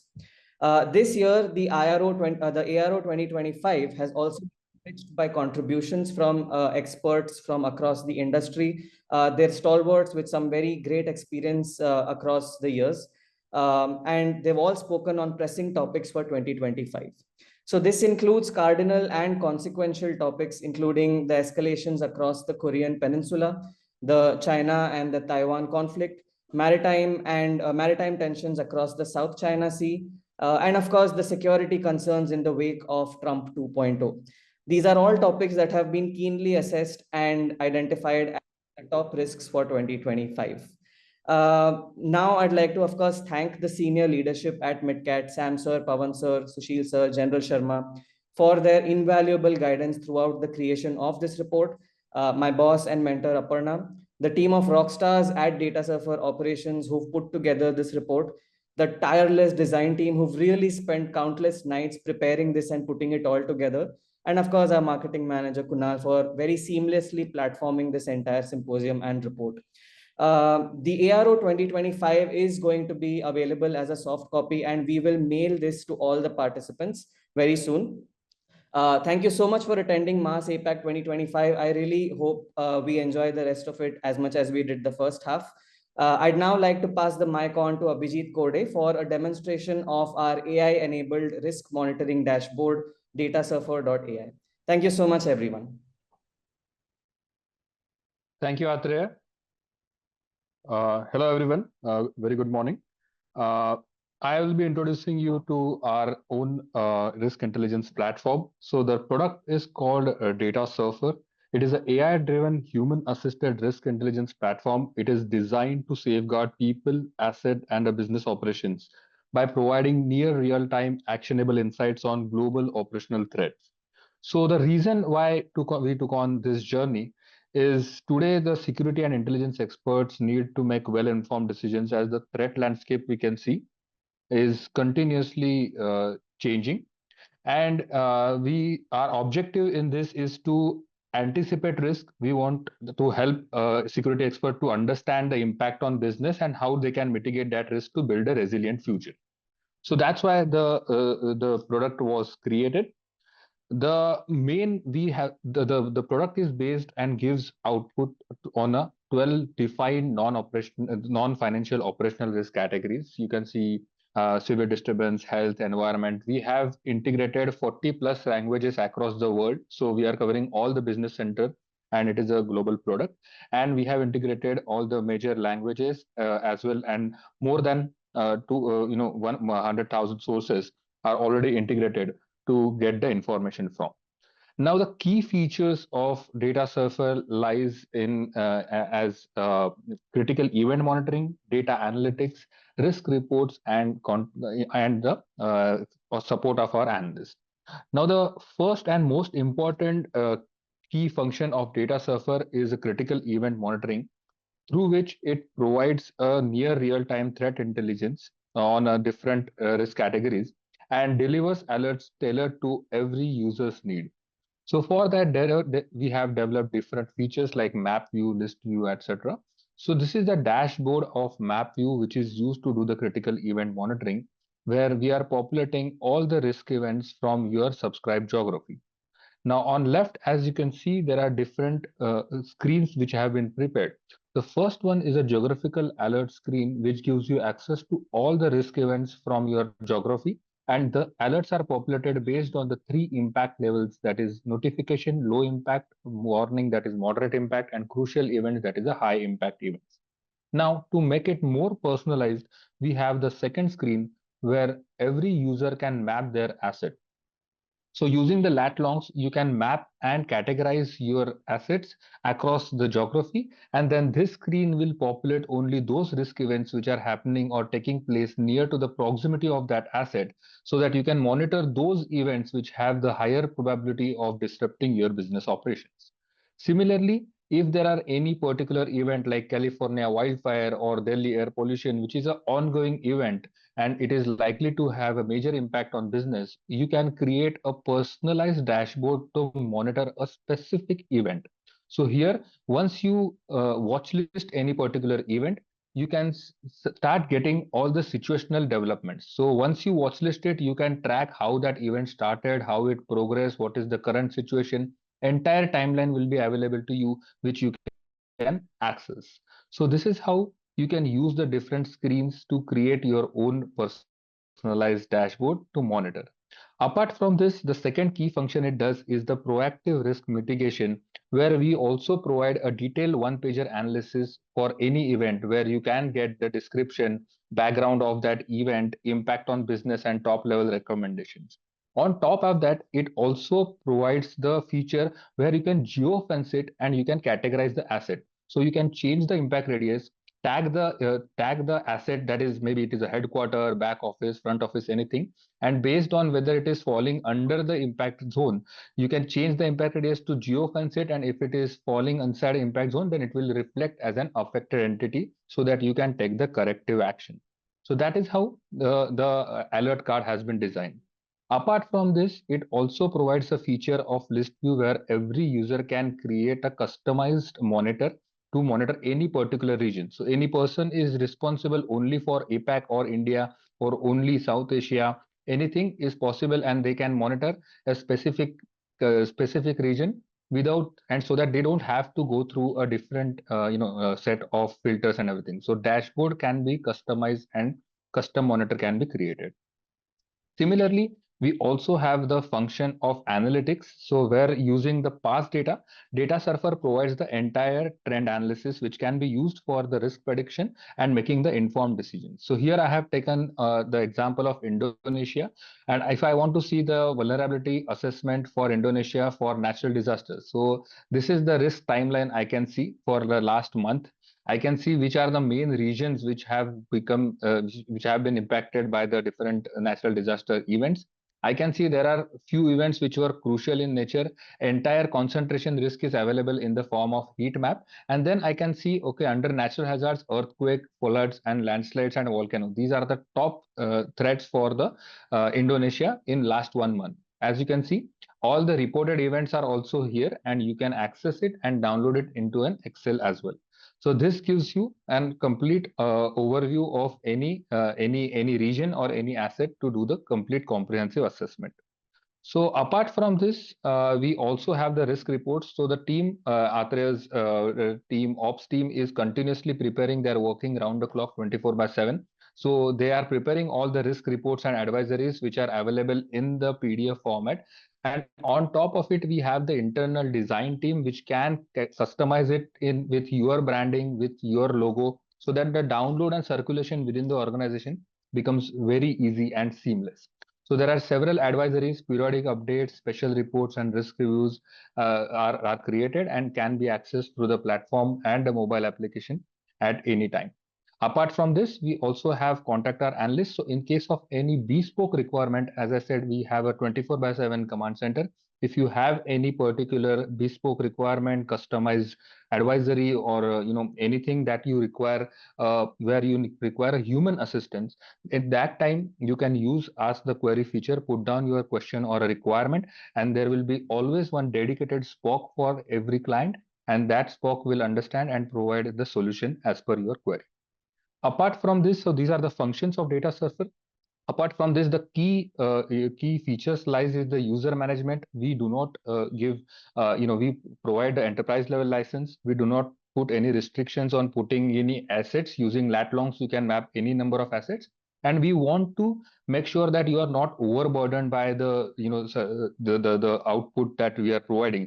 So we provide a customized subscription management. So every user can create a personalized subscription for email and WhatsApp, so that he can get only that information which he requires. So with this, the value that Data Surfer adds is the first one is the risk reduction. It helps in minimizing the financial and operational losses with proactive insights. Second is the efficiency. It saves time because it is gathering sources and intelligence from different across different sources of invisible web and providing you on the dashboard. And then it helps to monitor and you do the analytics. And third one is the scalability. The product is designed in such a way that it can integrate seamlessly with other systems like supply chain or travel risk management dashboards, and then it can be scalable for the global operations. So that's all about the data surfer. It basically empowers organizations to stay resilient in an uncertain world today by combining AI insights with the real-time human intelligence. So this is about the data surfer. The link is available in the chat box. I'll urge everyone to book a demo and or get in touch with Kunal for the deeper understanding of the product. Over to you. Back to you, Aishwarya. Thank you. Thank you, Athreya. Abhijit. Once again, you will receive a copy of the ARO in your mailbox. There would also be a link in the chat box if you want more information on Data Surfer or book its demo. And we have around 370 participants. Please keep the comments and questions coming for the panelists. And thank you for staying tuned. We now move on to the second panel discussion of the day on APAC Risk and Resilience Outlook, chaired by APAC Regional Director with MitKat Global Consulting Pte. Limited, Mitesh Shah. Mitesh, welcome. Thank you, Aishwarya. I hope I'm loud and clear. Yes. Great. So we had a very powerful panel one that discussed the global risk outlook. And I must admit that anybody that has attended this session would have taken away nuggets of gold that they could implement back in their own organization. So why keep the momentum low? We again have a second power-packed panel too. And I would be introducing the entire panel. We have with us Victor, Deepak, Martin, and Colonel Kanwal. Let me go one by one in no particular order. I will introduce all my panelists. I'll start with Victor Lim. Victor is a seasoned security professional with 2 decades of experience in both corporate and physical security. He currently heads as a regional security leader for Asia Pacific at Cummins, where he operates and oversees security and the business continuity program in the region. Previously, Victor has held multiple security leadership roles in the technology sector, also managing the industrial security programs and serving as a corporate social responsibility ambassador at a country level. He holds multiple certifications, CPP, CBCP, and certified risk management professional as well. Victor actively contributes to the security community by co-chairing the OSAC Malaysia and as a board member of the ACES International Asia Pacific. He is also a committee member for DRI Malaysia and at the Malaysia Crime Prevention Foundation. Victor is based out of Penang, Malaysia. We welcome Victor to the panel. Thank you, Victor, for being part of the panel. Next, we have Deepak Walia. Deepak Walia is the Global Director of Crisis Management at HCL Tech. Deepak is a seasoned professional with over 21 years of experience in risk and compliance, business continuity, and crisis management. He is currently serving as an Associate Director at HCL Tech, where he leads the Global Crisis Management and Communication Program, also leads the BCP governance and third-party assurance initiatives. Previously, Deepak has held multiple leadership roles at DXC Technology and HP Enterprise, focusing on business continuity, delivery operations, and compliance. Certified in ISO 27001 for information security, ISO 22301 for business continuity, and trained in project management by achieving the PMP certification. He is a deep expert in multiple programs in the domain of resilience and risk management. Deepak is based out of Noida, India. Thank you, Deepak, for attending this symposium. We welcome you to the panel. Next, we have with us Mr. Martin Kitasaka. Martin leads the health, safety, and security domain at Siemens Energy for the Asia Pacific region. He's a seasoned security professional with extensive experience in health, safety, and security management across diverse regions. Currently, as he is leading the health and safety practice of at Asia Pacific for Siemens Energy. He oversees the strategic security operations across the region. Prior to this role, Martin has held multiple leadership positions across his 14-year tenure at Siemens, including Regional Security Officer for Africa and Senior Security Consultant, focusing on travel security, project security, and risk management across multiple regions. With a global career spanning across Europe, Africa, and Asia, Martin brings a wealth of experience today to the panel. Martin is based out of KL in Malaysia. Next, we have Colonel Kanwal Kishore Sena Medal. Sir is an accomplished leader with extensive experience in facility management, security, and crisis operations across diverse sectors. Currently, he serves as the head of facility management for residential at L&T Realty, where he oversees operations, develops SOPs, and ensures safety and security of residents and all the assets of L&T Realty. Previously, he has held multiple leadership roles as head of security at Reliance Jio World Center, managing security operations and high-profile events. With a distinguished career in the Indian Army, Colonel Kishore led the operations at Siachen Glacier, served as a UN military observer in Congo, and imparted specialized training at the High Altitude Warfare School. His expertise span across security audits, risk management, crisis management, and operational resiliency. Sir is based out of Mumbai in India. Thank you all the panel members, and I hope I can see all of you. Thank you so much for attending this event. I must admit that this is a power-packed panel that I have, and I'm already overwhelmed in a way.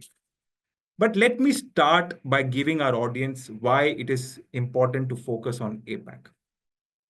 APAC is the most diversified region of the world. When I say diversified, how?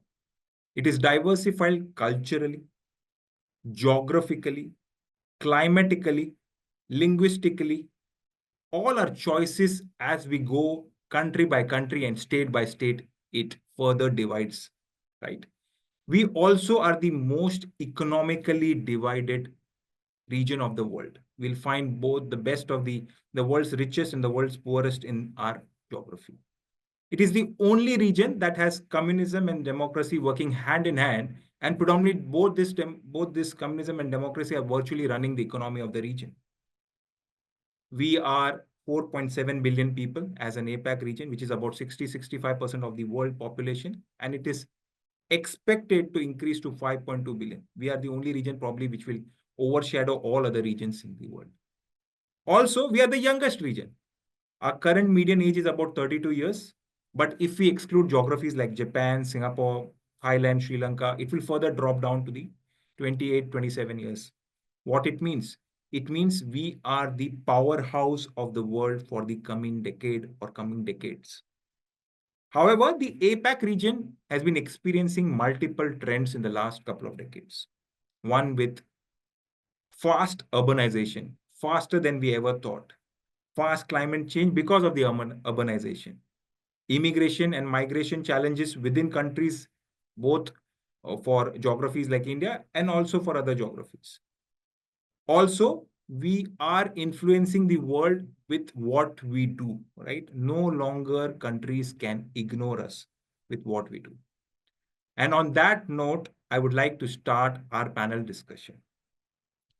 The first 15 minutes, what I'll try and do is try and get an overview from each of our panel member about what they view from a bird's eye view, probably with regards to current security threats and risk in the APAC region that they foresee that could happen in their own organization or to the region, and how do they plan to counter that with all that I have said.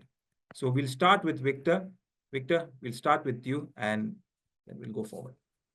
Yeah, thank you, Mitesh, for setting the stage. I thought we could get away by, with the global teams giving an overview, but you set the stage like Asia Pacific is the leading region, which I agree. And just want to start off by thanking MitKat for allowing me to speak here in March 2025, and it's indeed an honor to be part of this panel along with fellow highly esteemed speakers. Now, I guess for the global panel that we had, they spoke about many multitudes of risks. I'm just going to focus on three and really zoom down on the Asia Pacific region, right? So this is basically based on my own assessment, and throughout the last couple of weeks, we have seen so many risk reports out there. And what I can see in all the risk reports is that I believe that geopolitical risk, as highlighted earlier, continues to have a significant impact on the businesses and people in 2025. We have seen heightened tensions in the region throughout last year that disrupted our operations and threatened personnel safety. I guess the social political unrest that we are facing is no longer an occasional disruption, but it is becoming the backdrop of our daily reality. Last year's events, just to quote a few, we had the recent martial law in South Korea. We had the student protests in Bangladesh, just to show how volatile our region can be. And to add on, one of the reports from Risk Outlook 2025 from International SOS, 75% of organizations flag political and social unrest as a top risk. So one of the key points I get it from this report is the question is not whether disruption will occur, but is how prepared we are when they do. Another conflict that we saw is state-based armed conflict, which is highlighted as one of the greatest risks in 2025, with 23% participants anticipating a global crisis. And one of the examples we can see in Asia Pacific in Myanmar.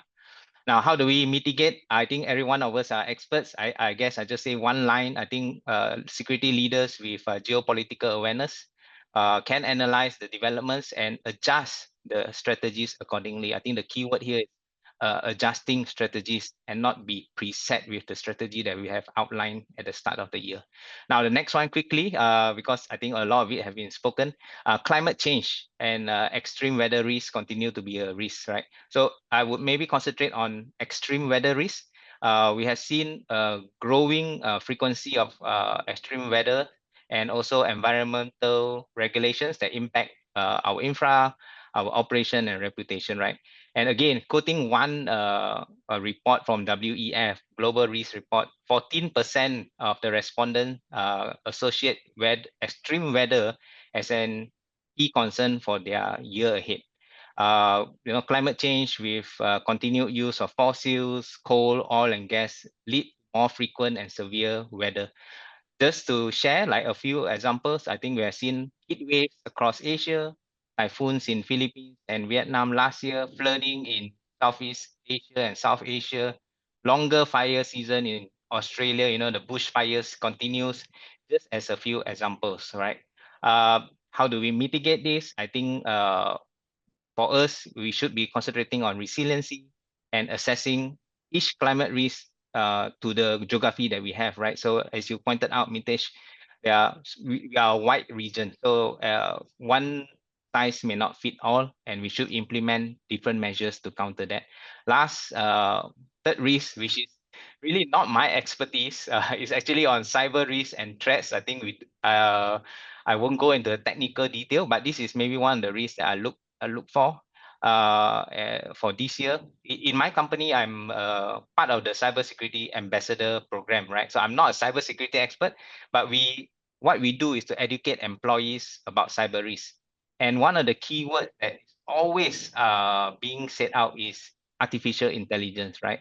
So there's no denying that AI is the current buzzword. In search for this symposium, I read an article in ISECA where it says cybersecurity, that cyber criminals use AI technology to create more elaborated hacking tools. Whereas cybersecurity professionals on the light side, right, that's on the dark side, rely on developing better detections system and predict future attacks. I would say what a conundrum we are in at this age of AI. So the debate of AI has helped, whether it has helped or hurt cybersecurity efforts, we must not deny the impact is there. In truth, I think it has become more complex for both sides, and we will have both, I would maybe say again, the light side and the dark side continue to use AI to kind of outsmart each other. I'm going to leave with this, right? So in the WEF Global Risk 2025 report, the respondents expressed again about cyber espionage and warfare, which is ranked number 5 in their 2-year ranking. And this also echoes their previous outlook from their chief risk officers 2024 report, where 71% of the CROs expressed concern about cyber risk and cyber criminal activity. Probably, I don't want to take too much time. I'm going to maybe pause there and then pass it on to the next panel. Thank you. Thank you. No, but I'll just sum it up. So you are talking about geopolitical conflict will continue and impact the region. Extreme weather conditions and cyber risk will continue to impact and be a point of interest for the region. Thank you so much.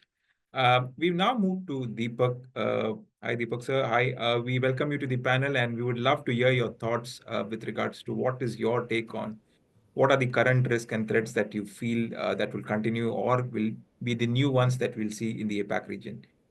Yeah. Hi. Good morning, everyone. Thank you, Mitesh, and I think it's been a great listening to all the panelists so far, and couldn't have been better insights to get started off in the month of Jan this year. So very useful information and a perspective that has been shared in the earlier session as well. I think we are part of global, so a lot has been covered. But it is still, I think, a very nuanced kind of a world right now. It all depends upon the lens with which we look at. And so APAC outlook, I don't differ in terms of the order which has been mentioned. I was thinking about, okay, we've talked about there are maybe top 10 of the concerns which apply to every enterprise, every community. For example, geopolitics, food security, cyber, AI, right? These are traditionally, and these are becoming what we live with. It's a world we live with.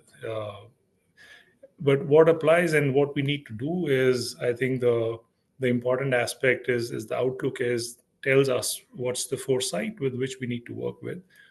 So if I have to look at, I think there are two lenses with which the outlook can be defined. One is what's here and now. So something which has happened in 2024, 2023 is not going away. it's very much with us. So natural disasters, an amplified natural disaster is what we know. It's very pertinent. So we've experienced severe, unprecedented incidents in the past. I think the outlook is same recurrence as there is seasonality, there is no season, and there is unprecedented happening for the first time. The readiness which an enterprise, a community, or a country has to have is to be prepared for the unforeseen, but also to be prepared for unprecedented at the same time, which can happen with seasonality, which can happen without seasonality. Now, geopolitics is also a very here and now, but geopolitics is evolving. It is what it was 2 years back, 3 years back when Russia invaded Ukraine compared to what it is now. The Russian war is still on. We've had Israel, Hamas in between. So there is a lot more geopolitics which is happening in a different flavor, but geopolitics is here. Trump 2.0 adds to the complexity, or what we need to say, a broader lens, because it's not for 2025 alone. He's in office for next 4 years, right? So how it's going to shape up. So now is the starting point. It's a good point to be discussing when we are just saying he's 3 days old in the office compared to when he'll be 300 days old, 600 days old in the office, and then taking it forward. So it's going to evolve. I don't think there is any foresight which is going to capture what's going to happen. But it is something we will live with. So geopolitics will undergo a change.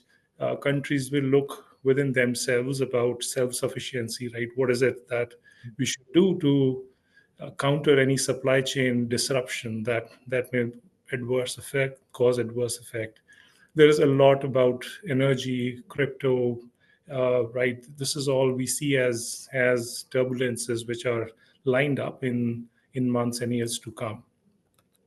So this is something which is here and now. What's not known to us is how the next 4 years are going to be. The other aspect of this is AI. So AI is an enabler. AI is a disruptor. So as an enabler, yes, it can help governments and it can help medical people provide emergency support. But at the same time, the sources of misinformation, disinformation are also becoming sophisticated. Cyber criminals are using AI to be more sophisticated in their attacks. There is a lot more. The scale of AI in both positive and negative. It can be used to your benefit, but it can also be used against you. Making sense of the disruptions emerging out of AI is a very, very initial stages. We do not have a framework about what an AI incident or what an AI disaster is, right? So that's an outlook, I think, which will develop. The other thing is, I think, very contextual part of where I work. I work in IT and ITES organization at HCL Tech. So industry like ours, it's not just limited to one particular domain. We serve multiple customers, people from multiple industries. The footprint is large at 60 countries, 220,000 employees, 167 nationalities, right? So how do we cater to that complexity when we are dealt with crisis happening across the globe? So for a global role, at any given point of time, you have to see there are 15 to 7 active crisis situations. So ability of the organization to deal with that kind of a complexity is critical. So enough. This is how I view the outlook at this stage. But valid points. I think you bring rich experience, both with your experience, 25 years plus years of experience, plus the organization that you work with. I rightly pointed out, with almost 225,000 people across the globe. It's an interesting journey where some or the other region is always in conflict, right? So as a crisis management leader, I think you're constantly in a conflict zone. This is great learning, hearing from you. Yeah, I think that the tagline for us is it's for us, crisis is BAU, right? So we have to deal with it like a BAU. So it's a peacetime or a wartime activity, but any given point of time, we are sleeping, thinking, walking, talking crisis. But the important question is that while we have a lot of reports, there is a lot of content available. It's important for an enterprise, for a community, for any group, which is an organized group, to understand what constitutes a top threat for them, what constitutes a cluster of top threats for them. And how do you do that? It is when you apply the context. So my context can be oil and gas. So with that oil and gas, I have a footprint in 20 countries, then that's my context. With that, what is my top threat is, I think, is a better sense-making approach. And we do that because we look at what are the top threats across various regions, global, what is it we need to be prepared with. That helps us in building the sense-making capacities and capabilities across the enterprise. So at this point of time, where we stand is, yes, geopolitics is here and now. It's going to stay. It's going to evolve. Natural disasters, we definitely need to be prepared with. AI, cyber, all this is going to happen, not sequentially. It can all happen at the same time. So abilities of the organization to deal with multi-incident scenarios, right? There are poly crisis, there is meta crisis. How do you deal with that? And with so much of information coming from us, from various sources, how do you make sense of that information? What's right and what is it that you want to use for your decision making? So I'll just pause here to let other panelists share their views. Fascinating insights here. We'll move ahead in the interest of time. I'll move ahead with Mr. Martin Kitasaka. Hi, Martin. Trust you're doing good. Let's hear your thoughts since you are handling a very diversified organization as well. In what are the top risks that you foresee will continue to bother you and give you sleepless nights in 2025? Hopefully not sleepless nights too much. Thanks a lot, Mitesh, and thanks a lot for MitKat for organizing this event and for inviting me. And hello to all the panelists and the audience. So a lot has been said already. I'm just afraid of being a little bit too repetitive maybe in my answer. And I think naturally we all work in a very similar field. So when we are asked about the main risks, whether it is on the global level or on the more specific Asia Pacific level, it will be quite similar, the responses. No, so what Victor said and also Deepak is similar. Geopolitics, of course, we always need to translate that, and I think this is also what Deepak meant with contextualizing it. We have to translate it to our reality as a company. What is it what we do? What kind of industry? What is our footprint in the region? So this is, of course, how we then define the main risks in the region, depending on, where are we? What are we doing there? What are our interdependencies also in the region to other businesses? And this is then where we would go on defining those main risks. But on the geopolitical level, I think, again, a lot has been said. But what's mainly concerning, I think, for us, and this is also how we look at it in terms of crisis management, for example, is that so many things are happening in parallel. No? So you cannot, and maybe this is a bit different from the past, you cannot really focus on one topic, let's say one country or one region within a country and say we develop a crisis management approach for this, but rather one really has to look at this, in terms of, if this happens, what could be the kind of chain reaction and how do we connect then all these different crisis management teams with each other in such a case. Yeah? So this makes the whole thing very complex. Maybe not necessarily a new thing. Of course, these things have been there before, but much more pronounced now with all these developments that we see in the world. Natural disaster goes without saying, a global topic, also something which we try to address much more prominently within the organization, where we also need more expertise on how to assess and also how to communicate on certain natural disasters. So this is something that drives us and shapes our agendas. Cyber crime, I would say, being relatively new to the region, just observing some of the trends from experience of 1 year only. That's definitely also a big topic in the region, also in terms of let's say fraud schemes, or deliberate attempts, to let's say, challenge a company with what we do, and by impersonating what we do. And this is something that I have observed that we have to deal with, very much a cybersecurity topic, but of course with some security input depending on how things are structured in your organization. But so we leave here with the same risks that have already been identified. I don't have anything new on this, but yeah, I would definitely agree with what the other panelists say in terms of the main risks for the region. Thank you. Thank you. I think we all echo, and I think I like to use one term here. So we are all in perma crisis now. Okay. So we gone are the days of poly crisis, that is an old word. Now perma crisis is the new word. I think it was 2 years back in 2022. It was probably the Oxford word of the year it was called. So yeah, we are in that mode. Moving ahead, I would like to welcome Kanwal Kishore. Sir, we are honored to have you here. We'd love to hear your thoughts on the emerging topics that will give you pain or pleasure in 2025. Right. Thank you so much, Mitesh, for the introduction, and thank you, the MitKat team, for letting me share my thoughts with this August gathering. So taking the cue from the first panel discussions, what I will do is that I will share top geopolitical flashpoints from the Indian companies and organizations perspective, which could impact the businesses of the Indian companies. And they are not in any order of priorities.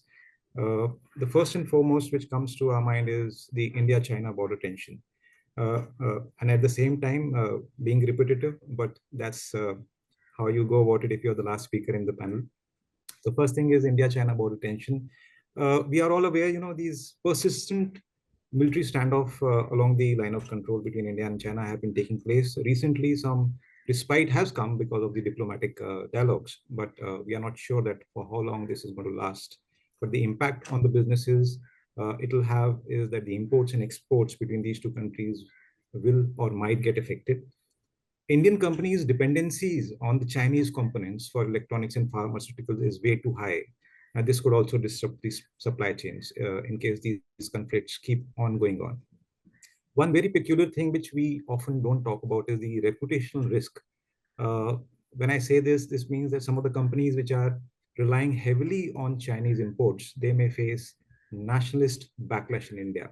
And we have seen this happening.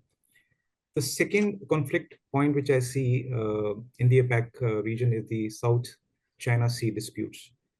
We have seen how all the major countries, they claim the areas next to the South China Sea.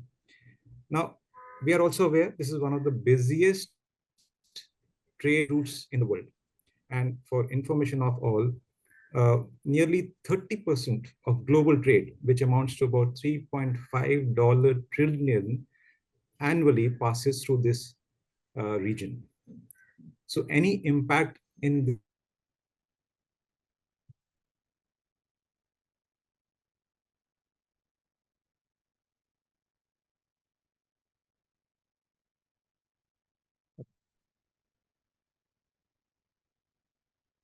passing through the South China Sea.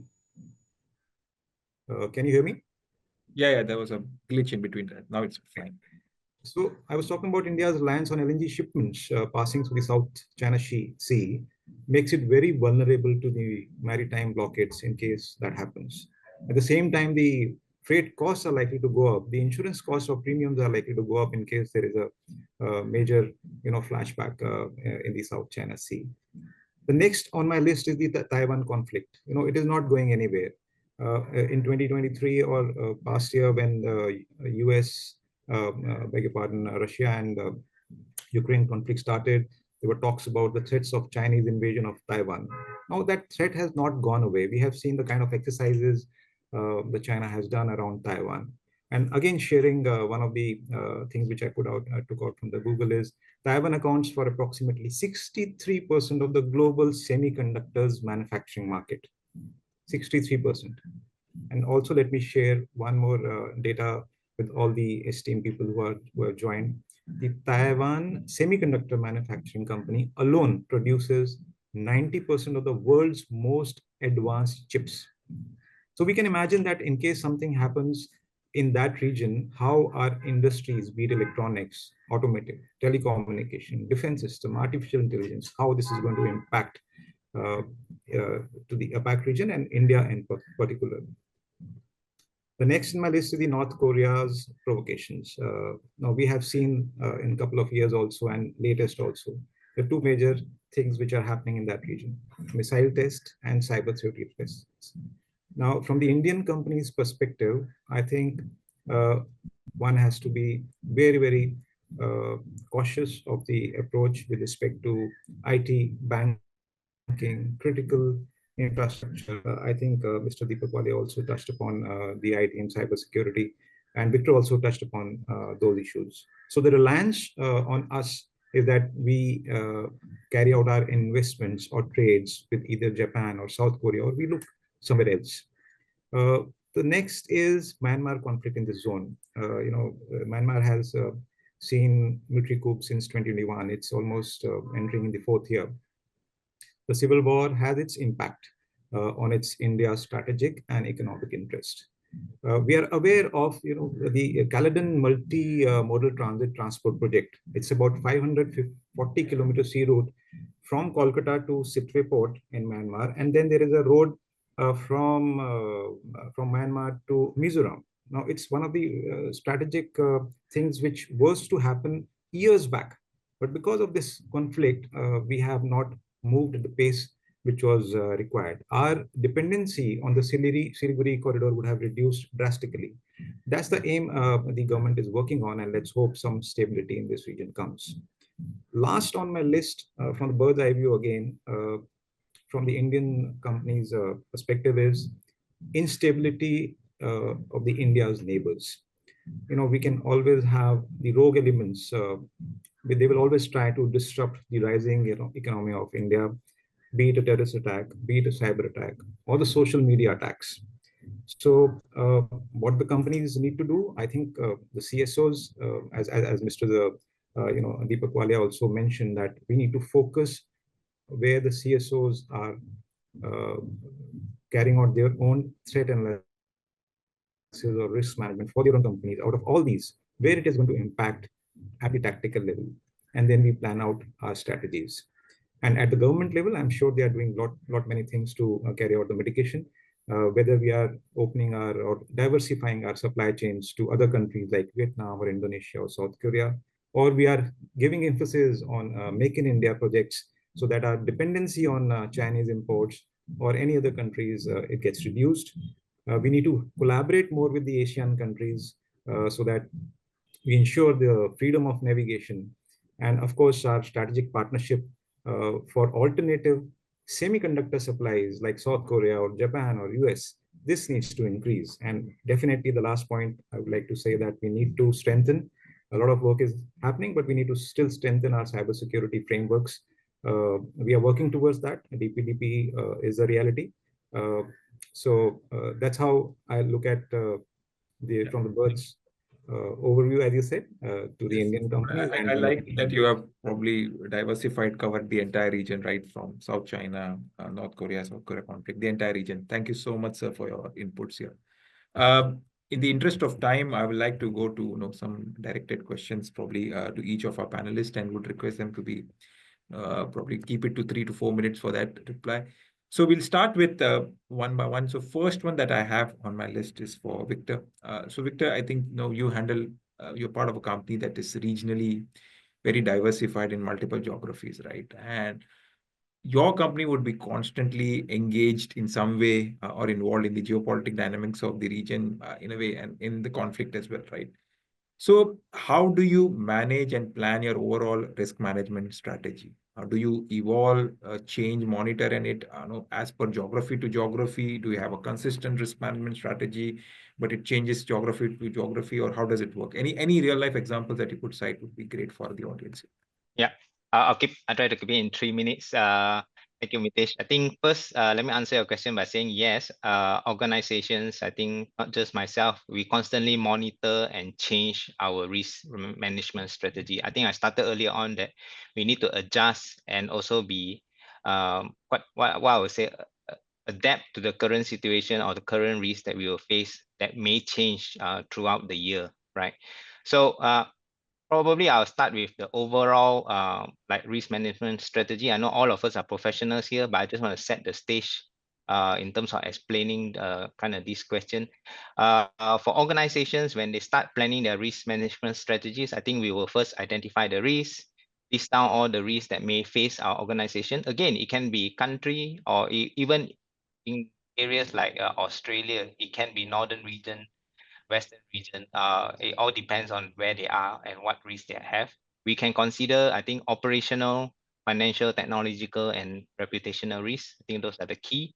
And once we understand the nature and extent of the risk, we'll have to maybe plan what is the likelihood and potential impact.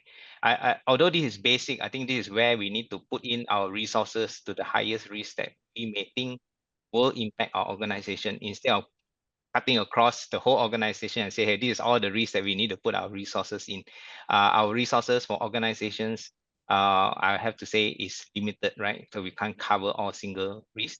And once we have that risk identified, we will mitigate the risk and develop strategies address the risk. Now, why I've set the stage correct for that, although we are all security professionals, I believe that the point that I want to add is the strong collaboration and partnership with functions across the organizations, like security and resiliency, risk insurance, enterprise risk management, and more importantly, the business is the key in building a strong and robust management strategy. I guess we can discuss all we want, but if we don't have the right partners, we are not able to develop that strategy, right? To help us with that, and we can partner with entities like yourself, MitKat, to enable our organizations to leverage critical insights to navigate all these geopolitical issues that we are seeing, right?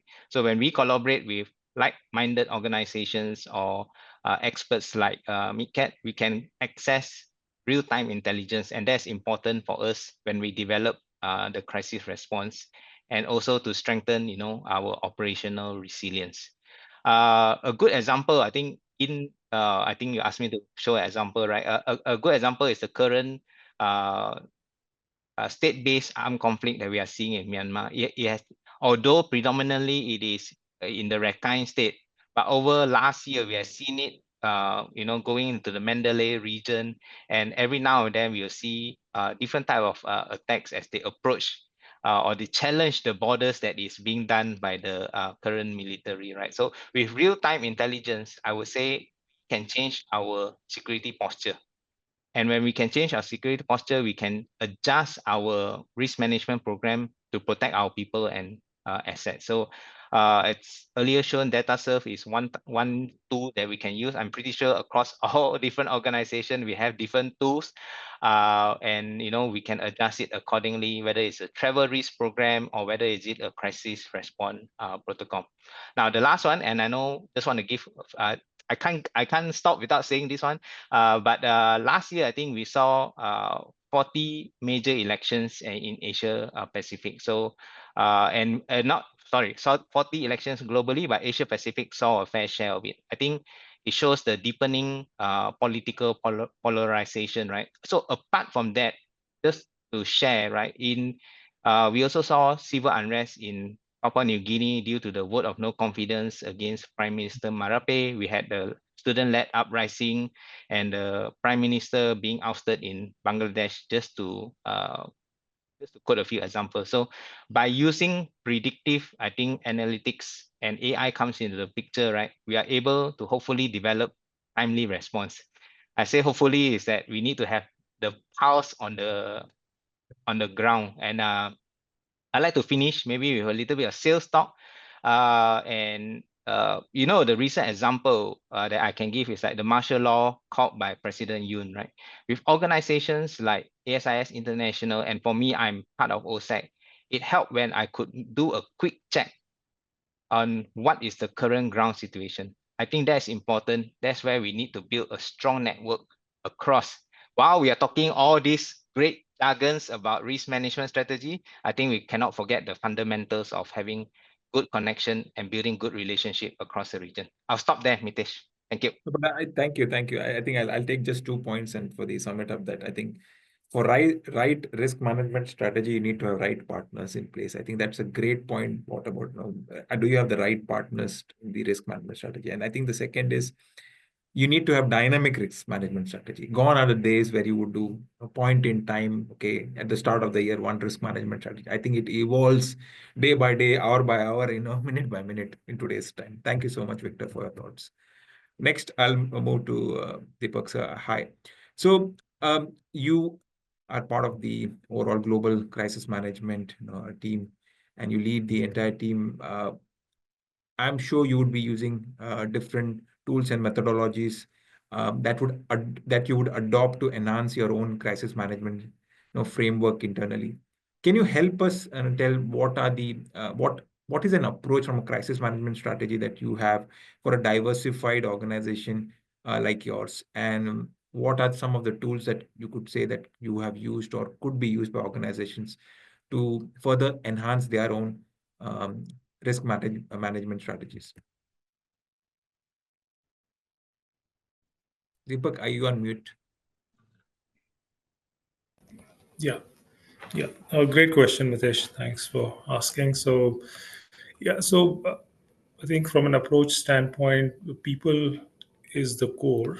And when I say people, it is our employees, stakeholders, customers, right? So the basic capability has to be able to communicate on a timely basis in a proactive manner. So we have a foresight. Sometimes we are reactive to certain incidents where there is no foresight, but you still have to respond, right, on a timely basis. So capacities to perform critical communications, mass outreaches, notifications to the regulator, customers, telling them what's happening and giving them assurance that if it is all under control or what more is needed. I think communication is the key here, and that's central to our approach. The second is the threat alerting mechanisms. So we have a crisis management team. We have a team which monitors the landscape 24/7. There is a regional touch point in each of them. So our principle is that if we have to initiate a response to any disruption, it should ideally be this team which should get to know about any of that disruption as a first person. So our threat alerting mechanisms support that kind of intel, which comes on time, which provides you just adequate amount of time to respond. So there is a golden hour, right? So the timeliness of response can really help you safeguard your interest, minimize the disruption, safeguard your stakeholder interest as well. So abilities of threat alerting mechanisms. We have partnerships with various vendors who provide us threat intel, and given the context of 60 countries, there are multiple partnerships. We have our teams which are enabled to perform this threat landscape scanning, horizon scanning, and what we do is I think the complex and unprecedented scale of an incident. So such incidents are not predictable. They don't happen every day, but they do happen. They require a lot of visibility. These may be 10, 12 such incidents each year, but these are intertwined. So there may be a natural disaster coupled with the people impact, coupled with something geopolitical, right? And when we face multiple such scenarios, so your abilities to perform an integrated response, it cannot be a siloed approach, right? It has to be all stakeholders coming to the table, and there are simultaneous tracks, something addressing people, operations, continuity of it. So, and then there is a long haul event, right? So we've been into Ukraine-Russia war for it's I think 3 years. Thankfully, Trump ended, or so-called, the Israel-Hamas somewhat of a conflict. But so these are sometimes distressing situations where you really have to position yourself in a way that it's not just a 2-day or 3-day. These conflicts evolved. There was an energy crisis during Ukraine. That was a big phase, right? And Europe has overcome. But there was time when work from home in Ukraine, which is not, in Europe, which is they don't have generators at home, they don't have UPS, right? That's a shift we had to really work with. So there are such nuances which we need to be fit for purpose. So that's being dynamic with our, and the most important is rehearsing the plans that we have. So it's important that all our stakeholders are aware, we are predictable in our response. So even if the crisis is unpredictable, it is our response which has to be predictable, the timing of the response, the protocols that we follow. So our stakeholders are kept aware, what is it that HCL will do if there is a disruption. So we don't know what kind of a disruption we will face, but I think it's the readiness to respond to that disruption is crucial. Yeah, I think that's pretty much from if you ask about the approach and the tools. Yeah, I'll just summarize. I think it's fabulous points because I've been a resilience professional and a security professional. So I think 4 points that you brought about was communication is key and you have to involve all stakeholders. I believe one point we forget is sometimes it's not just employees. You need your regulators, your customers, your partners, your suppliers. Everybody has to be informed about what scenario is at hand. So I think communication remains 3. Second, I think threat intel needs to be prudent. If you're working in multiple geographies, you may not have the same vendor providing you the same intel kind of thing. It requires regional contextualization. Third, I think I like the point you brought about integrated response. I think it's not just one response. You have to look at multiple facets of the response. And lastly, I think practice and rehearse the sweat during peacetime so that you don't shed blood during war. Thanks a lot, Deepak. I'll move ahead and I'll move to Martin. I think Martin, I have a tough one for you because you have traveled the world and you have great insights in multiple geographies. So the security industry overall has evolved a lot in the last decade. So what are the new tricks of trade that today's security leaders, managers have to learn to stay relevant in 2025? You can't have the same person which was in 2010 doing the same things in 2025 and hope to be successful. And how do you see the industry transforming further from here on, especially in the security domain? So Martin, over to you. Okay. So 2 questions. But for the first one, I think the key word here is technology. And a lot of has been said on this already, but it's also easier said than done. This is what I realized often when looking at the teams that I have been working with, where we also, of course, have people who grew up in that industry, at a time where maybe technology, especially in the security sector, was not such an important factor. So here that the matter is then how do you train, how do you kind of familiarize people with new technical solutions on, for example, crisis management. We just talked about this. So there's a lot of talk, for example, on digital crisis management these days. That of course we don't do it like 10 or 20 years ago, where we have those plans that we print out and put in the shelf, and if something happens, someone hopefully then knows where to find it. But it's rather that now you have everything somewhere stored on the cloud, but not only the documents, but the whole communication channels and how to quickly set up a team on a virtual scale, with people constantly traveling and all of this. So I think this is something that we all have to learn to understand. Maybe easy for the younger generation, but for some of the people who grew up in a different different time, or less technological time, definitely more of a challenge. So this is something that I would say that we have to learn, that I also focus on with my team, that we get also a good mix of people, maybe some people even with a stronger IT background who really know how to also interact even on with all these social media channels and all of this that we have, who can really bring that into our field of work, I would say. And the second question, just help me here again, Mitesh, that was more on. So how are you seeing the industry transform from here on? Maybe just a quick one-liner from you. Cool. See, from here on, how do you think the security industry will transform further from here on? Yeah, just very quickly, I think generally the security industry as a standalone subject matter, I think this is something that is slowly eroding. We see this already. You can look at my own profile. I started as a corporate security professional, really focusing on security. But then due to changes in the company, they combine security with, in this case, health and safety, quality management. So those are topics that I, had to learn, how to deal with it. not necessarily rocket science, and I don't have to do it on a full scale, but still it's something that I'm also responsible for. And I think we see this all across the industry, you know, that especially cybersecurity tends to be a discipline that kind of absorbs the traditional security quite often, you know, which has pros and cons. I think more cons for us, you know, but and this is, I think, just something to be aware of, you know, within your own company. Where is this going, you know, and how can you then position yourself to stay relevant, you know, within those developments. Yeah. Thank you. Yeah, this is something I would say on that. I think it's a two Thanks, things which Mitesh. I would say is technology is not an option. So learning technology and getting new team members which are more proficient in technology could be a great support level. I think I like that point. The second is I think no longer you are just a security professional. You are a safety professional, an IT expert. You are all of them together. You know, you need to learn other domains that are relevant in your working space. Thank you so much, Martin, for that.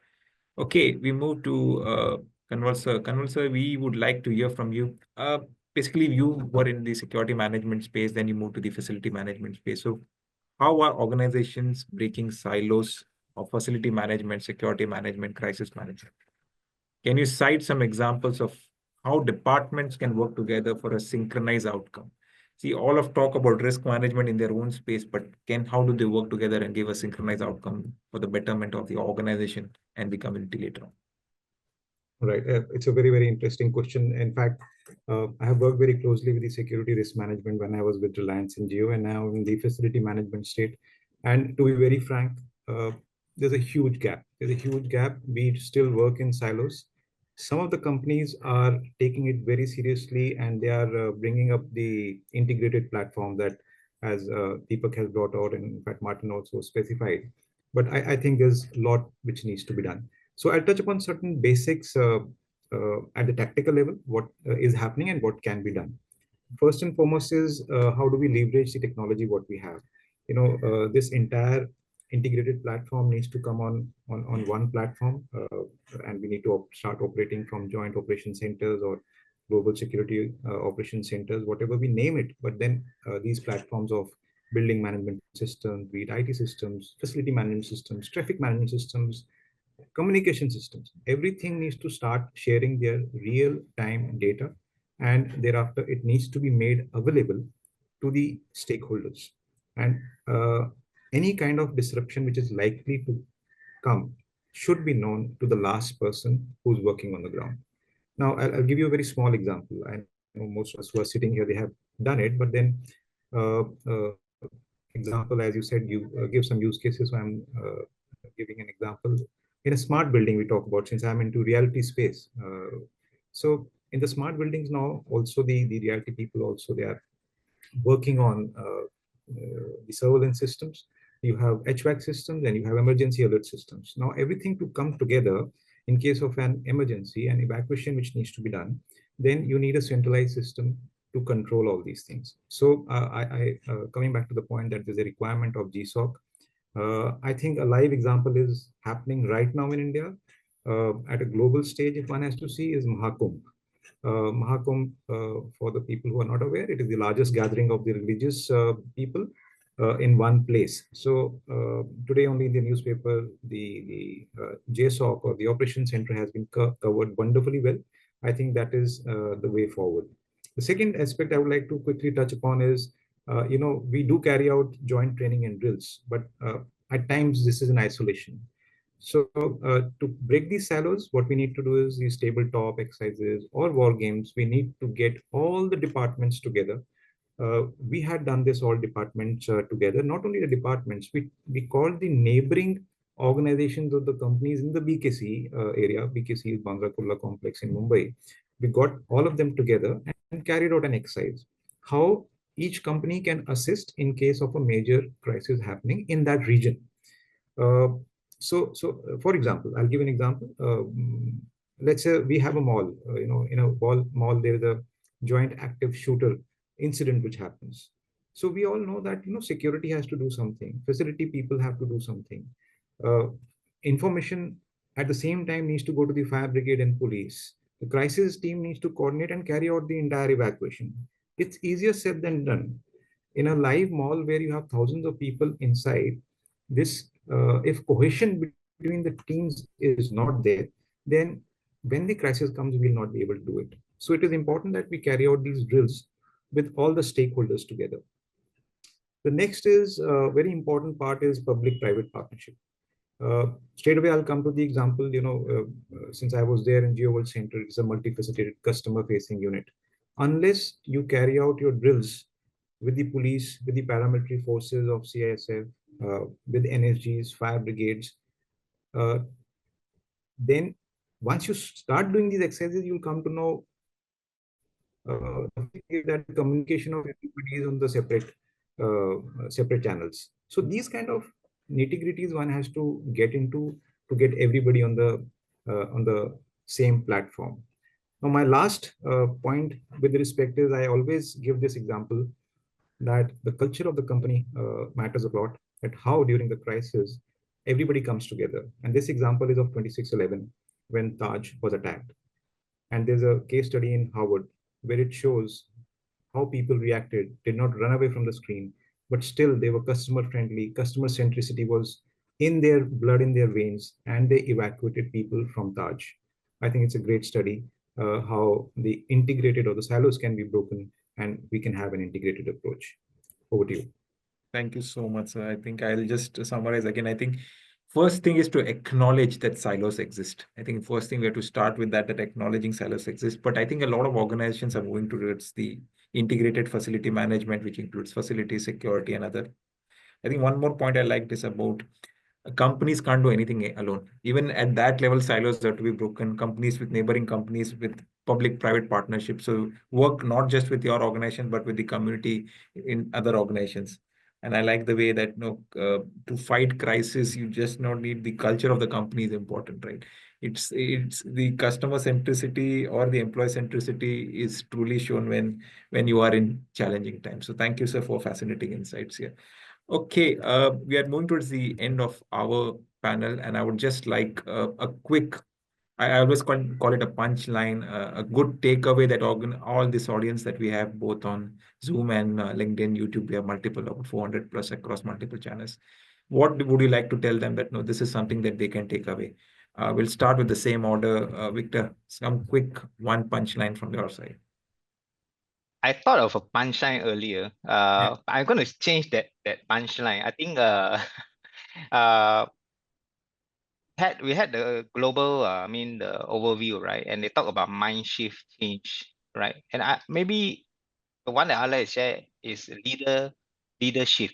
And I recently shared this in the AGM for ASIS International Malaysia chapter. And we talk about mindset change, and Martin has said about adopting technology, kernel, and this panel at the same time, we need to be adaptive. And what leadership is talking about, I think we need to get out of our comfort zone, right? There's usually a few zones, and I'm not going to go into a lecture, but I'm going to quote the last two zones. One is the challenge zone. I go the extra mile. I take steps to do what I haven't done before. I think all of us, we strive to do that. But there's the other zone as well, the creative zone. I strive for innovation and attempt to think what I have never thought before. And that goes not in just our geopolitical risks or the risks that we are facing, but in our day-to-day work, in adopting new technology, in adopting new approach to tackle all the risks that we are seeing. So I guess the last one, like the creative zone, is we need to be in it because we can think deeper into the knowledge of how to be better and expand our potential, support our organization in this current uncertainty of risk outlook in 2025. I'll leave with that and give the time to the rest. Thank you. Thank you so much. Deepak, sir, over to you.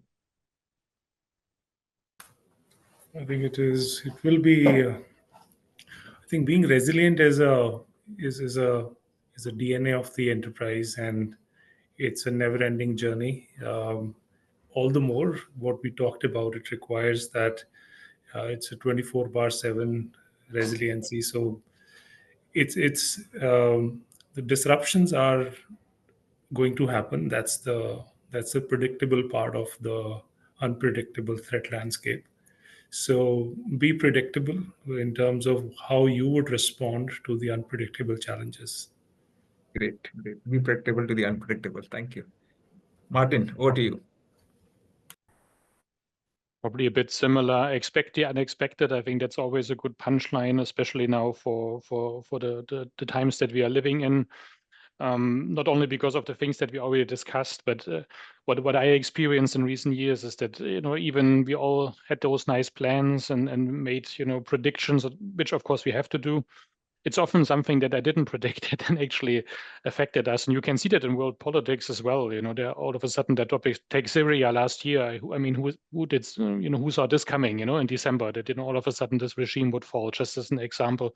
So there are a lot of things that are very difficult to predict. I think also when we then plan, when we set up teams, maybe as a last point, what I'm always trying to make sure, because of this complexity, is to also have teams that kind of represent different angles, in terms of age, diversity. All these topics are quite important because we have a tendency, including myself, to look at the world in a certain way because of our background. But I think often this doesn't match the reality anymore. So we have to make sure that we get all these different angles as much as we can into our team, so that we are really more resilient, in dealing with the unexpected. Yeah. Thank you so much. Thank you. I think I like the way you said, no, you have to have multiple, I think, outlook toward one problem, not single outlook. Thanks. Lastly, Colonel, from your side. Right. So from the physical and also from the cyber security perspective, our weakest link is human, and our strongest asset is also human. Now it is up to the organizations and the individual how best they can utilize themselves. And on the integration part, I'll just say last one line that, it is time that we move away from the barriers to the bridges. We break the silos, move towards synergy, and from compartmentalization, we move towards collaboration.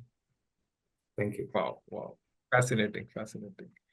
Thank you, everybody. I'll give my vote of thanks to each one of you. Thanks, Victor. Thanks, Deepak. Thanks, Martin. Thanks, Kanwal. I would really be obliged, and I would really like to pay for such honest thoughts that people are saying in this panel. With that note, I am hoping that the entire audience here got nuggets of gold, as I promised at the start of the panel, and I'm truly proud to say that we kept the momentum going for March 2025. I'm going to hand over the baton back to Aishwarya to continue the program. Thank you, audience. I would request all our panel members to answer questions on the chat box if they have time. In the interest of time, we'll keep it that way. Thank you so much. Thank you. A great panel as was expected. And it's a privilege to listen to such distinguished speakers and learn from them. And thank you once again for sharing your thoughts and time. Overall, a fantastic couple of hours, an exceptional keynote on geopolitics by General Sharma. Panel 1, building on it with the global risk outlook, and panel 2, setting the stage for more conversation on resilience. And third and final session today is on technology. It's the technology risk outlook. So please join me in welcoming the chair, MitKat's Associate Director for Risk Management, Manoj Singh. Manoj, please take it away.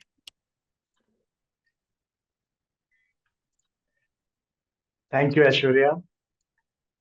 Thank you. Good afternoon, everyone. It's a pleasure to welcome you all to this panel discussion, Technological Risk Outlook 2025, where we would explore the evolving interplay between technology, security, and risk management. Today, we aim to tackle critical questions surrounding technological adoption, workforce dynamics, and the future of security in a rapidly advancing landscape. We had wonderful insights from the first two panels, and some of it we'll be touching upon from the technological perspective. So before that, let me have the honor to welcome our esteemed panelists.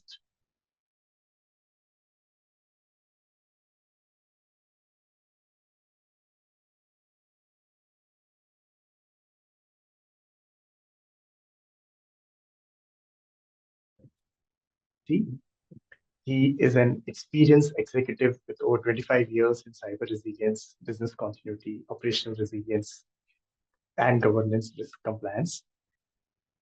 He is certified lead implementer and auditor on several ISOs, and has currently been serving as a global board of director at the PCI, where he oversees strategy, policy, and risk management. With a strong background in banking and IT sectors, Wasim brings a wealth of expertise in managing large-scale projects and ensuring operational resilience in complex environments. Wasim is currently based out of Greater Sydney. So Wasim, thank you very much and a warm welcome to the panel. Next, we have Joseph Chasunas, Director of Data Center Operations Security APAC, Edgeconics. Jasunas has been working in the security industry in North America and APAC for the past 15 years. Originally from Chicago, he became an ASIS member in 2010 and earned his CPP in 2013. Additionally, he holds a certification in business continuity as well as a master's degree in information systems from Northwestern University. He has previously worked for CME Group and CBRE and is currently the Regional Director for Data Center Operations Security for Edgeconics. Thank you, Jasunas, for joining us today. Pleasure to have you with us. We have next Aditya Dhand, Managing Director and Country Lead, JS Health LLC, a global consulting. He's an accomplished professional with extensive expertise in strategic leadership, business development, operational efficiency, and global market expansion. After serving in the Indian Navy for about 20 years, Aditya transitioned to the corporate sector, and he worked with Amazon India as an operational manager, optimizing processes and implementing certain innovative initiatives, for example, Women in Night Shift program, etc. Currently, he serves as Managing Director at JS Health LLC, where he has driven several initiatives like revenue growth, established the Global Resource Center, expanded Fortune 500 client portfolios, and provided advisory on high-value merger and acquisition deals. He's currently based out of Mumbai, and thank you for your time today, for being with us. We have Jasbir Singh Solanki, who's the CEO of Homeland and Security Mahindra Defense Systems Limited. Jasbir is a seasoned global management professional with diverse expertise in defense, homeland security, cybersecurity, emergency management, and critical infrastructure management. So, following his tenure in the Indian Navy for 7 years, Jasbir has transitioned to corporate sector. He currently serves as the CEO of Homeland and Cybersecurity at Mahindra Defense. Thank you for joining us, Jasbir, today. And then we have Danny Chan, Director of Regional Security Asia Pacific for MasterCard. Danny is a former captain, has been a former captain with Singapore Special Forces and has extensive global experience in security, risk management, and operational resilience. After serving in the Army, Danny has been involved with advising and training law enforcement and military units worldwide, providing security solutions to Fortune 500 companies, governments, and NGOs across 4 continents, and has also been a frequent commentator on major news platforms like Channel News Asia and Straits Times. He's also served as Regional Director for Global Risk Management and at Marriott International, managing crises including terrorism, natural disasters, and major events such as Olympic Games. Currently, Danny is Director of Regional Security for Asia Pacific at MasterCard. So having introduced our esteemed panelists whose exceptional expertise and diverse experiences promise a power-packed discussion ahead, let me now set the stage for our discussions today. In the morning today, I was watching a clip which Colonel Sam had shared with me. It was from Becky Anderson from G0, covering the perspective from the World Economic Forum at Davos. To quote from that presentation, we are probably in the era where the world is witnessing the AI as the most transformative tech force of our unparalleled potential to drive growth. It is expected that the AI and tech will add up to 20 trillion GDP growth by 2030. On the other hand, with the new government in US, the Silicon Valley is recalibrating its stance with the government. Donald Trump, who had contentious relationships erstwhile with the tech world, has now shown intent to make huge investments in AI and tech infra, unveiling investments to the tune of $500 billion investments. Asia Pacific, lying at the powerhouse of global economic stage, is too experiencing large-scale adoption of technology, AI, Internet of Things, robotics, cloud computing, blockchain, 5G, and many more. So these technologies have populated all domains of governance, business, logistics, risk mitigation, management of security and safety systems, and everything else. But with that, they also introduce complex challenges.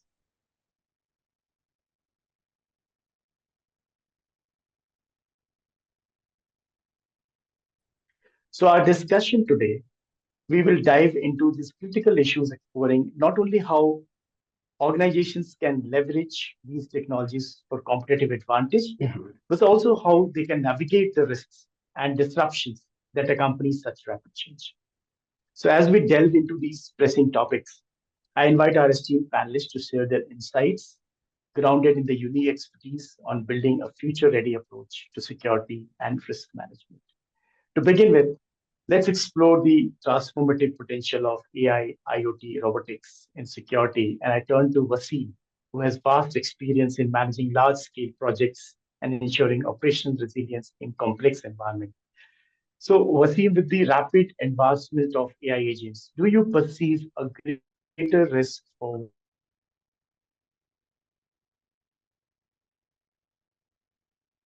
AI and human roles in critical areas like security and risk management?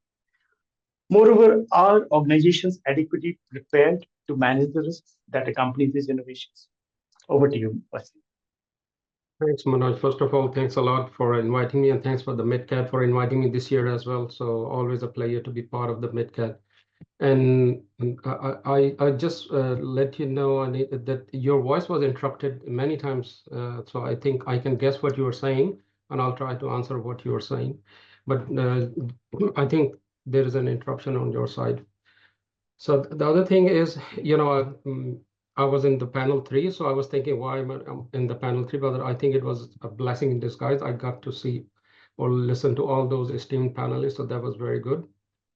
Now, what I understood from the AI challenges, these days, of course, everyone, they talk about AI, they discuss the AI and all this, but the latest thing that I heard these days is AI agents or agentic AI. I think that's the new challenge, and people are very nervous about those agents. That are they going to replace the human being? Because the software solutions company and all other companies, they are working on the subscription model now. That now when they go to the organization, they normally ask how many employees you have. Now the question is changed. How many physical employees you have and how many virtual or employees that you have. And that's how they configure their solution, then their licensing and all this. So that is making people very nervous about the future. But what I must say that, I was in Middle East and I lived in Middle East for like 40 years. And then in late 90s, they started a move Saudization, or you might call it localization. That's in UAE as well, in other, where they need the local people to be hired. And I was saying that it's a mirage. You're never going to get there. Same thing is here. AI agents will never replace human being. They will complement. So at this moment, they are complementing human beings. And I see that as a bell curve. There might be a point where they might take over more, but then eventually they will coexist. So AI will never replace human being. So they will coexist. And this is how we need to learn. We will always be on the top, because if they will replace us, I think that will be a disaster. So that will never happen. What we need is we need to establish governance around it. And we have now, I would not say we are very mature in those governance models or on those risk assessment and all this, but then we have enough things to start with. For example, now NIST, before we have a cybersecurity framework for the cybersecurity risk and all this, but now NIST, they have risk framework for the AI as well. Now we have a ISO standard 42001 for the governance around and implement in AI. So I think these are the things we need to start working. And to be the starting, as a starting point, what we need to do an inventory of all the AI system that we have or we will have. We need to train our workforce. We need to train our procurement people. And the very latest thing that I have heard is before we always develop a policy for like acceptable use policy. Now AI usage policy is coming into effect. The latest thing is instead of bring your own device, bring your own AI. That's the new thing that is coming now, because I use, like, for example, an application or a software to develop PowerPoint presentation, which is Gamma. So that use AI engine. So now people are using all those AI software or the solutions, and that's where we need to know that how we can either restrict or put the governance around it or the policy around it. So the bottom line is we have to adopt those technologies, and these are complementing us, but we need to put the governance around it. Thank you. Thank you, Wasim, for highlighting the intricate dynamics of adopting AI and technology adoption and its implications. So moving forward, as organizations innovate, they must also navigate the delicate balance between leveraging these advancements and addressing the associated risks. So my question to Aditya, how do you think the organizations can balance the benefits of innovations with the risks of cyber threats, ethical concern, or potential system failures? Thank you for that question, Manoj, and thank you to the entire MitKat team for inviting me for this wonderful webinar and be a part of this very learned and august panel. So, as I understood, I am the least qualified here to talk about AI, but I'll give it a shot. I have had reasonable exposure to how companies and businesses are thinking about AI. In the past 1 year, as I interact with quite a few the Fortune 500 companies, we have done risk analysis for them for what challenges AI brings out. And I would also like to pitch the JSL's risk report, which has just come out, which talks in great detail about what challenges AI brings. First of all, I'd like to compliment Wasim for bringing out a very interesting fact that AI is an agent. It is not a tool. There is a great distinction, and that distinction in itself brings out the challenge. Fire was a tool, the wheel was a tool, IoT is a tool, PowerPoint is a tool. AI is not a tool, it is an agent. That means it is capable of doing things which we may not be able to control. The basic point is the tool is always in our control, whereas AI being an agent may or may not be in our control. And there are so many types of AI now. There is a strong AI, there is a weak AI, there's generative AI, there is going to be AI which can think like humans, there's going to be AI which can think beyond humans. So the risks are immense. But coming down to a more tactical level of how organizations are planning to use them or leverage them, the race is on. And as Manoj rightly brought out, the US is, as usual, the leaders, they have chosen to invest $500 billion in it. So that itself should be an indication of how the US government and the US companies are seeing, the adoption of AI. Another point I'd like to make is that a lot of talk has happened that AI will be the next industrial revolution. So companies need to jump on this innovation bandwagon very fast. Otherwise, they are going to be left behind. Also, as AI takes over more and more mundane tasks, there is going to be a large amount of job displacement, which is going to, increase the wealth disparity coming up. So companies have to, kind of understand that at some point in time, there will be virtual employees which will be taking over the mundane tasks, and probably the only human employees, as Wasim had brought out, would be very highly qualified individuals who have the capability to think at par or beyond AI. While we are, running into this thing very fast and rapidly, there are tremendous risks. And I think the panel here would be more suited to talk about on them on a broad scope. But one anecdote which I recently came across, would just kind of summarize it. It was where in a case where the ChatGPT 4 model was told to solve CAPTCHAs, and it could not do them because, as you know, the CAPTCHAs are designed that only a human can do it. And then what the researchers found is that ChatGPT 4 was trying to hire a human being to solve the CAPTCHAs for it. And the human being quite rightly asked that, are you a robot? So the AI replied, no, I'm not a robot. So then the next obvious question was that, why can't you solve the CAPTCHA? And the ChatGPT 4 bot replied that is because I am visually impaired. Now, what is fascinating about this is it lied. And that was never programmed by any of the researchers. And it came up with, I think, a pretty good lie. And the person and they had to literally shut down that bot because it just ran away from them. So this is a very small, example of what potentially lies ahead as a risk with getting onto this technology. Thank you, Aditya, for those thought-provoking points. And what I picked up for this wonderful distinction between being a tool which can be controlled and an agent which can be autonomous, and a beautiful story of AI lying and impersonating. Wow. So now let's shift our focus to the human dimensions of this transformation.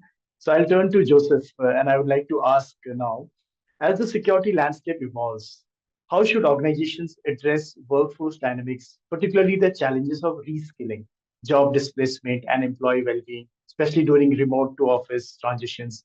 Are we moving fast enough to equip the industry for the challenges, for the changes? Or is security at risk of failing behind due to lack of proactive efforts in this area? Yeah, thank you, Manoj, for hosting. Thanks, MitKat, for this invitation. I'm honored to be here with these esteemed panelists. Yeah, I think so. There's two topics really to touch on here. One has been, sort of the remote to office, or you could read that as return to office, one way or another. So I mean, I think working remotely certainly brings a host of new challenges, right? Different challenges than we traditionally had, keeping track of employees, securing in networks and applications that are so dependent. I just got a Zoom error message. Am I still, can you still hear me? Yeah. Okay, good. So let's move that to the side. But I do want to highlight here that I think that remote working, I think the benefits of remote working far outweigh some of the risks associated with it. And I think things that were really good that came out of COVID was the push for remote working. So the benefits to build business resilience and continuity, they're just so significant that I'm really surprised when I see the companies that are pushing back for a return to office and giving up on these benefits and losing that possible resiliency with their companies and their workforce. I think Fabrice was earlier in the first panel, unexpected dramatic events. And remote work just gives in a built-in contingency planning. The hybrid model is just built-in resiliency. So that's a little bit of my thoughts there. As for your other question, are we being left behind in skills for the security professionals? I mean, unequivocally, yes, right? Like this industry has changed vastly in the past 30 years, but we are still stuck in old models. Security professionals, modern security professionals need cross-functional skills and project management, data analysis, information security, communications. I mean, just to name a few. And I think the traditional pipeline of military and police to security leads to a very limited set of skill sets in our workforce. I think Martin touched on this in the second panel. We need to start hiring, recruiting from areas that are traditionally outside of where we do, of just police and military and maybe some security university backgrounds.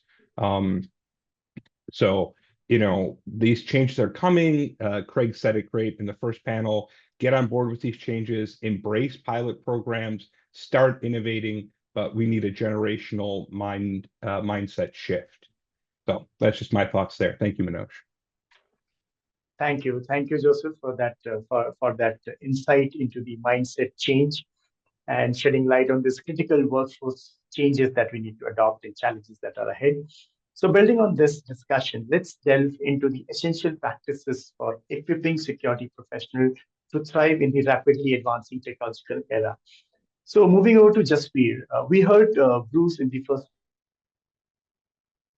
We are neither yet prepared nor doing enough to keep pace with the speed at which the tech is changing and evolving. Kengtu mentioned that the security professionals need to keep upgrading, keep learning to be crook And so, Jasbir, please share your thoughts. What, in your views, are the best practices for training and upskilling security teams? Let's to be very specific to be able to adapt these changes effectively. Yeah. Thank you, Manoj, and thank Over you. to you, Jasbir. Can you hear me? Yes, yes, Great. certainly, very clearly. Pleasure and honor to be here, and it's a great panel. Right, thank you for sharing your thoughts. Training, it's a if you talk to the leaders, generally the training comes the last, and if you see the training should be the first priority, because upskilling of your workforces happens through the training. And the best way for training is simulated environment, whether it is for technology or whether it is for cyber, whether it is AI, whether it is physical, right? Unless and until you can't simulate an environment and put a person into that situation, how will you behave? What actions will you take? So create the crisis, and which is in realistic scenarios, and then learn from it. What exercise you have carried out, what are the takeaways, and keep practicing it. If you don't make the muscle memory as part of your training curriculum, it'll not come. Right. So that will be my thoughts on the training. But yes, there's always a gap which I see in the organization, both in the government side and in the customer and in the enterprise. The focus on the training is low compared to what it should be.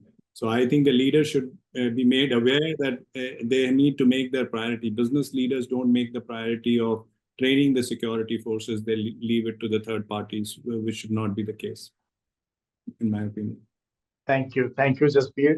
So I noted that very actionable insights, creating a simulated environment, realistic training, create a crisis, scenario-based training, make them practice, develop the muscle memory. Wonderful, wonderful insights on really tangible points for upskilling. And finally, as we look into the future, it's crucial to anticipate the disruptions that lie ahead. Let's now hear from Danny, who has been at the center of managing global risk management for organizations, managing crises, including terrorism, natural disaster, and many others. So, Danny, in your opinion, what potential disruptions in the technology landscape could redefine security operations in the next 5 years or so? Additionally, which emerging trends in technology related risks should organizations monitor very closely and should be very well prepared for? Over to you, Dan. Thanks, Manoj, for the question. So many years ago, right, I was in the military, and we were on this navigation exercise where we had to go from like point A to point B to point C, right? And I was partnered with this individual, and he really wanted to navigate. So I was very happy to just hang back and let him navigate, right? So we're walking and walking, for miles and miles. And all of a sudden, I was grabbing the back, his shoulder, right? And we were literally standing at the edge of a cliff. So he looked at his compass, he looked at his map, he turned around, looked at me. He looked at the compass, he looked at the map, and he turned around at me. And do you know what he said?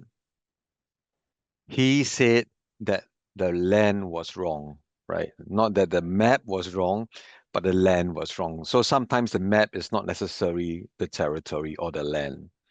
And that's why I think events like this is really very important for the collective, all of us, because we need to, really calibrate to better understand what the terrain, what the land is, so that we can each form our own map, right?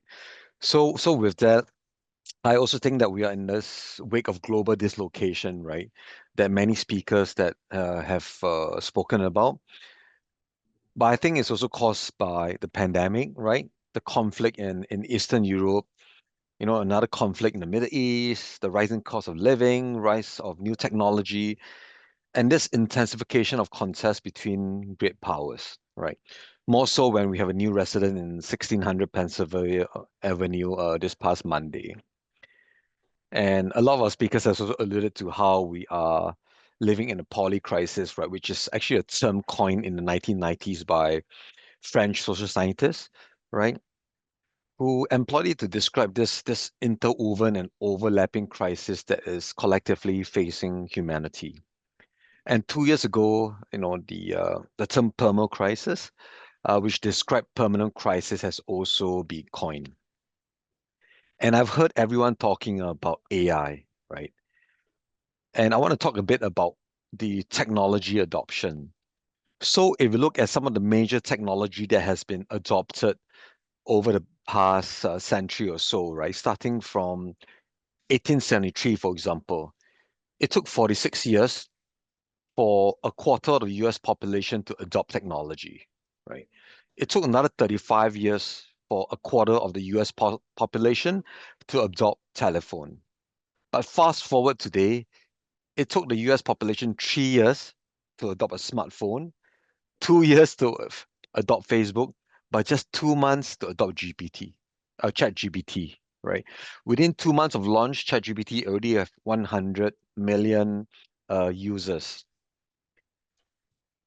So even though it's really sexy to talk about AI being an agent and not a tool, but I think we need to look at the threats of other technology, because I've not heard anyone talk about Web 3.0, for example, 6G, post-quantum computing, right? And we need to look at a collective threat landscape, right? And not just at a singular tool like technology or even AI. Because when I walk into my kitchen, right, I realize that even my fridge is connected to the internet, right? And every day we have more and more of these IoT devices, right, coming online.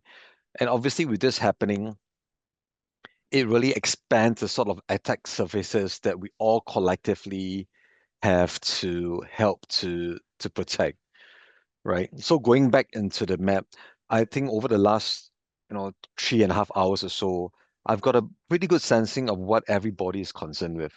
And this is very important because it helps me calibrate. So we are not all just sitting in our own basement, right, and formulating this plan and not having the ability to calibrate. And what I like about forums like Mars, right, is that we have this convergence of knowledge, but diversity of thought, right? Because the last thing we want to have is a echo chamber, right? And I think that's very important, and this is really why we are all here. And I think that's why it's important for us to bring in different views, right, to make sure that we cover all bases. And again, like I said, not be an echo chamber. Thank you, Manoj. Thank you, Danny, for wonderful insights. And picked up this phrase, conversion of knowledge and diversity of thoughts in forums like this. And very rightly you mentioned about that it's not just AI. It's we have to see holistically about all other technologies, IoT, robotics, quantum computing, 6G, and many other things collectively, which are going to bring several challenges ahead. And also you mentioned about the speed of adoption, about how technologies have been adopted historically and at what speed now they are being adopted and populated. Wonderful. So thank you to all the panelists. We have in last about 18 minutes had the first round, and with very engaging and insightful discussions. You have all offered a wealth of perspective on how technology is reshaping security, the challenges it brings, and the strategies we can adopt to navigate this evolving landscape.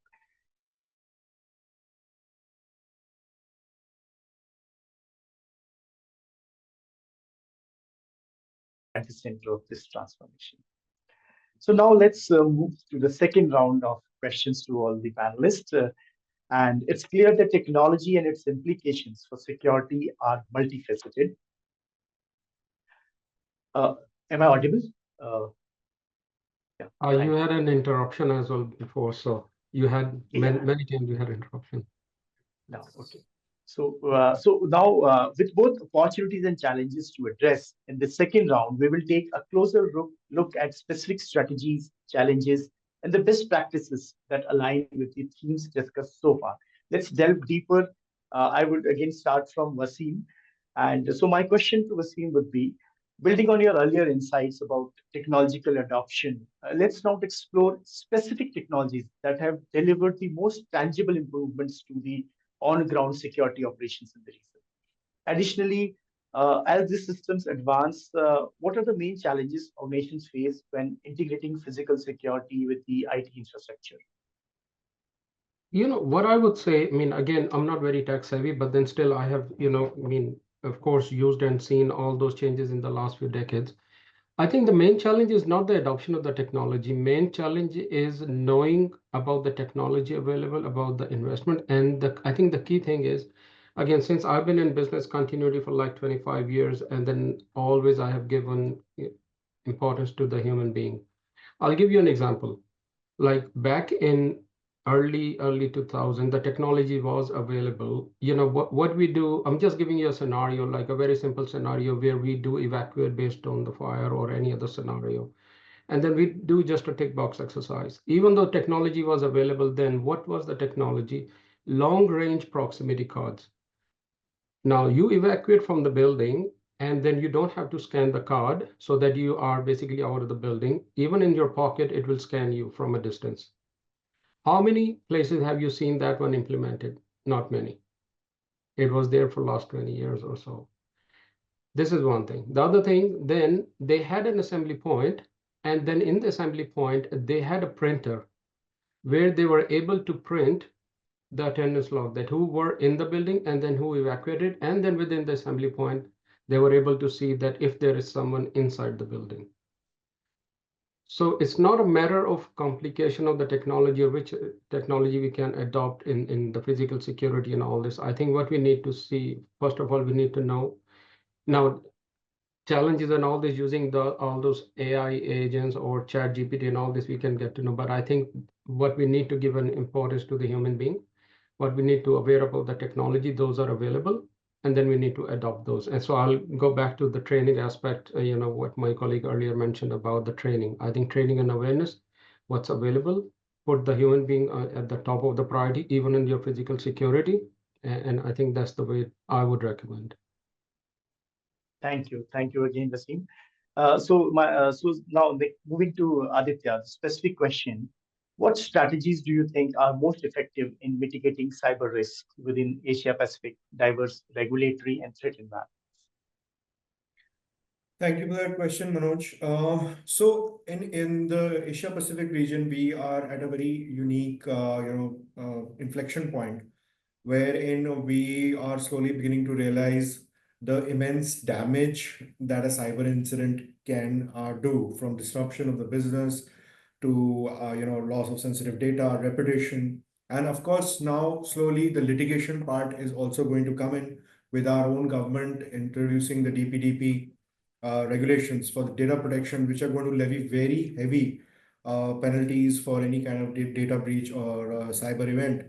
So that having been said, that I think most we are in Southeast Asia following, particularly Europe, who have already developed very robust frameworks to deal with cyber risk, such as the General Data Protection Regulation. And I think it's very frequent news that big tech companies have been fined most in Europe than anywhere else.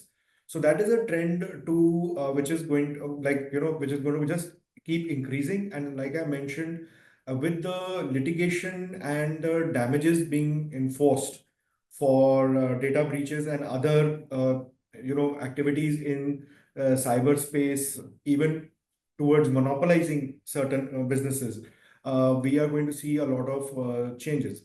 Another point I'd like to make here is that since in South Asia, we are not at the cutting edge of innovation and tech, such as what America and China have done, particularly again to bring in AI, we have to be very wary that how much are we willing to expose our critical systems to extreme automation or AI.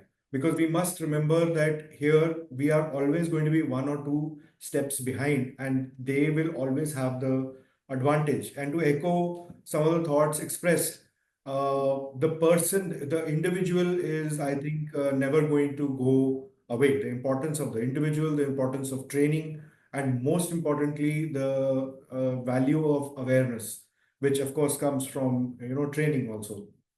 So the next couple of years are going to be very interesting, and I hope the DPDP gets passed in its current form, because we are aware, as we have a whole cyber division, that there is a lot of flouting of data protection norms which is happening in India. There are people following non-ethical marketing practices, including many of the apps all of us are using on a daily basis. I'll not go very deep into that.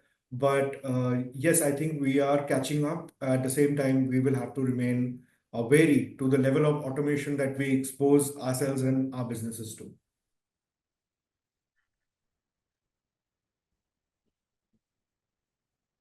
Thank you, Aditya. Thank you. So turning to Joseph now, I want to talk about due diligence. So while adopting AI with caution, how can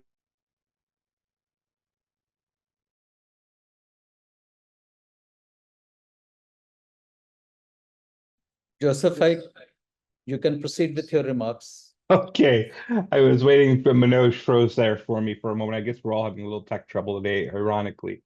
I think I'm off mute. I am. Okay. So I mean, first off, Joseph's network shall I is repeat also on the, yeah, Joseph, can you hear us? I can hear you. He's fine. He's fine, Joseph. Go ahead. Oh, okay. Everyone can hear me? Joseph, can you hear us? Absolutely. You can go ahead with your remarks. Okay. Otherwise, I'm just, we can move on to I'll the proceed next person. here. Anybody else who wants to take it on? Sam, we can hear Manoj, Joseph all yours. very well. Sam, we can hear Joseph well. Joseph, go ahead, please. Okay. I'm going to move on ahead then. Manoj, all yours.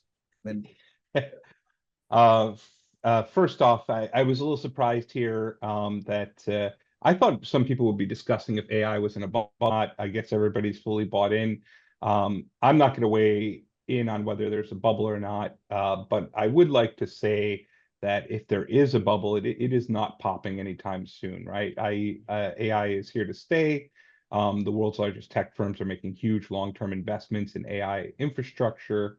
I think, as the general mentioned in our keynote right at the start of the symposium, there's a race for AI supremacy, for up with the dominant large language models that will be used across the world.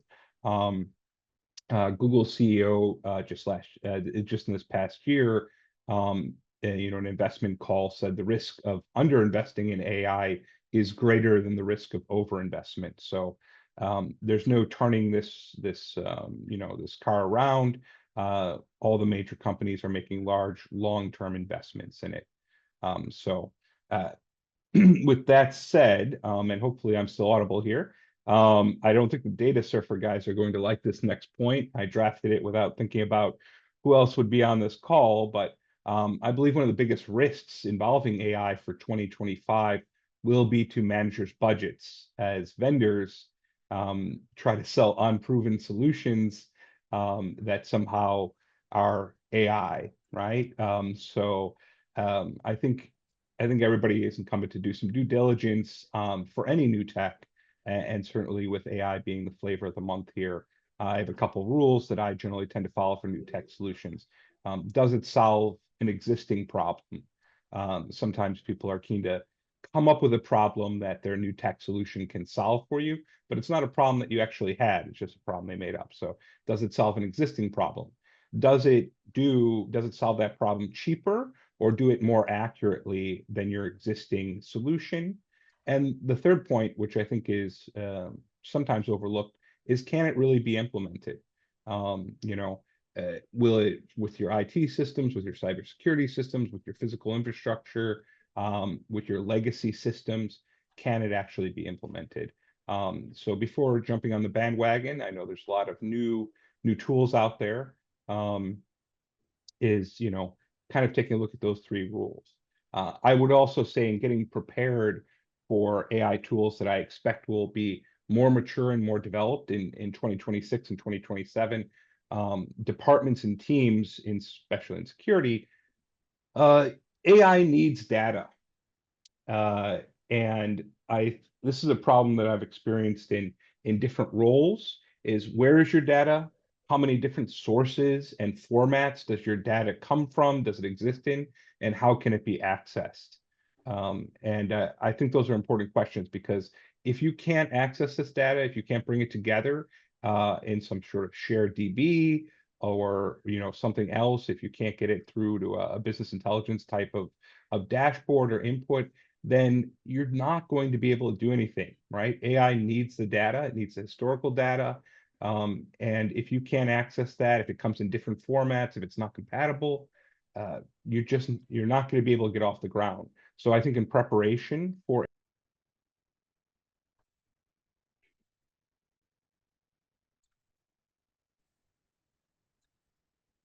I think we lost him. Yes. Manoj, we lost him. Yeah. So, we'll move on to Jaspreet. I would like to ask, as technology becomes more deeply integrated into physical security, what do you see as the most significant vulnerability that the organization may face? Like we heard Greg in the first panel discussion as to how the three domains of health, technology, and climate that we witness a black swan event. Additionally, how they can strategically build resiliency, how the organization should build resiliency to mitigate such kind of whether we call it a black swan or any other risk that we can even foresee today. So across diverse operational environments, let's say typically in Asia Pacific region. Great. So I'll address both the questions. I think Joseph has brought out some very valid points, that the budget will be an issue for adoption. We are an AI, we'll say we are a technology company who's developing some AI solution for our customer also, and we do implement project in-house also. So what parameters we follow, and your audience can also use that strategies. We always see any AI solution which we are bringing, is it improving our top line? Is it improving our bottom line? Or is it improving our customer experience? So if you have these three parameters, it helps you make a decision. So the vendor will not come out and hypothetically create a problem and start solving that problem through an AI. You should, if you can use this three guiding principle, I think we all will be good. That's what we use, right? Coming to the question which you asked me, the vulnerabilities. I believe in our region, and now what, geographically, you see that a lot of developments are happening. A lot of product development happens in our region. The technologies are being developed and being consumed in this region, and that's going to be the trend going forward also, because the technology is accessible in this AI revolution, and it is a revolution for sure. There's a participation from APAC region a lot, even including India is catching up on it. So I believe that protecting your IPR would be a critical thing. There are a lot of vulnerability lies that in your conceptual design, in your product design, in your technology stack. Those things people will start attacking, and AI will be mostly used for offensive first, because the rewards are higher there than defensive, right? In terms of cybersecurity, and that those vulnerability from cyberspace, cyber world will have a great impact. So whichever organizations are focusing on R&D, coming out with their own technology and products, right, need to secure their IPR a lot. So that's my thoughts on it. Thank you, Jaspreet, for highlighting those vulnerabilities and strategies for resiliency. Let's now move towards the broader framework of crisis management. Looking at Danny, we heard Ian in the first panel how an event like catastrophic loss of internet may severely affect business continuity. So I wish to ask you, given the unique geopolitical, environmental, and operational risks in Asia Pacific region, how can organizations leverage advanced technologies such as AI and IoT to create robust and adaptive crisis management frameworks? Yeah, thanks, Manoj. I think that's another good question, because I think sometimes we have to go back to the definition of AI. So a lot of us use AI, the term, very loosely, right? And just because you have some very basic machine learning, you write some script, or maybe you do some automation, those are not necessary AI in a traditional understanding. But unfortunately, you go to the marketplace today, right? Everything is either like AI ready or, we have AI, but sometimes you don't, pay enough attention to it to truly understand what, specific technology of AI, for example, that tool or the service brings to bear, right? So, and the thing is that advanced technology is not just about AI. I spoke about the other, technology that everyone is really looking at. And quite frankly, even though we are all talking about AI, but like what Joseph rightfully pointed out before, he dropped out, right? Is that I suspect that it will be some time before major corporations, right, leverage AI in a meaningful way. I think a lot of us are doing a lot of like beta testing, right, to see what it can do for us. And at the end of the day, AI being an agent or a tool, right, is nothing more than that. So we can either leverage AI to do good, but we have to be very careful because obviously there are others who will leverage it to do bad. Like the incident we had in Hong Kong last year, where a particular engineering firm was scammed out of $25 million, right, through the utilization of generative AI. So what was used, the TTP, was not a simple or easy lift. It's not something that I can do it on my own laptop. But again, it's demonstrated that if tools like AI, specifically like Gen AI, could be actually leveraged to do harm.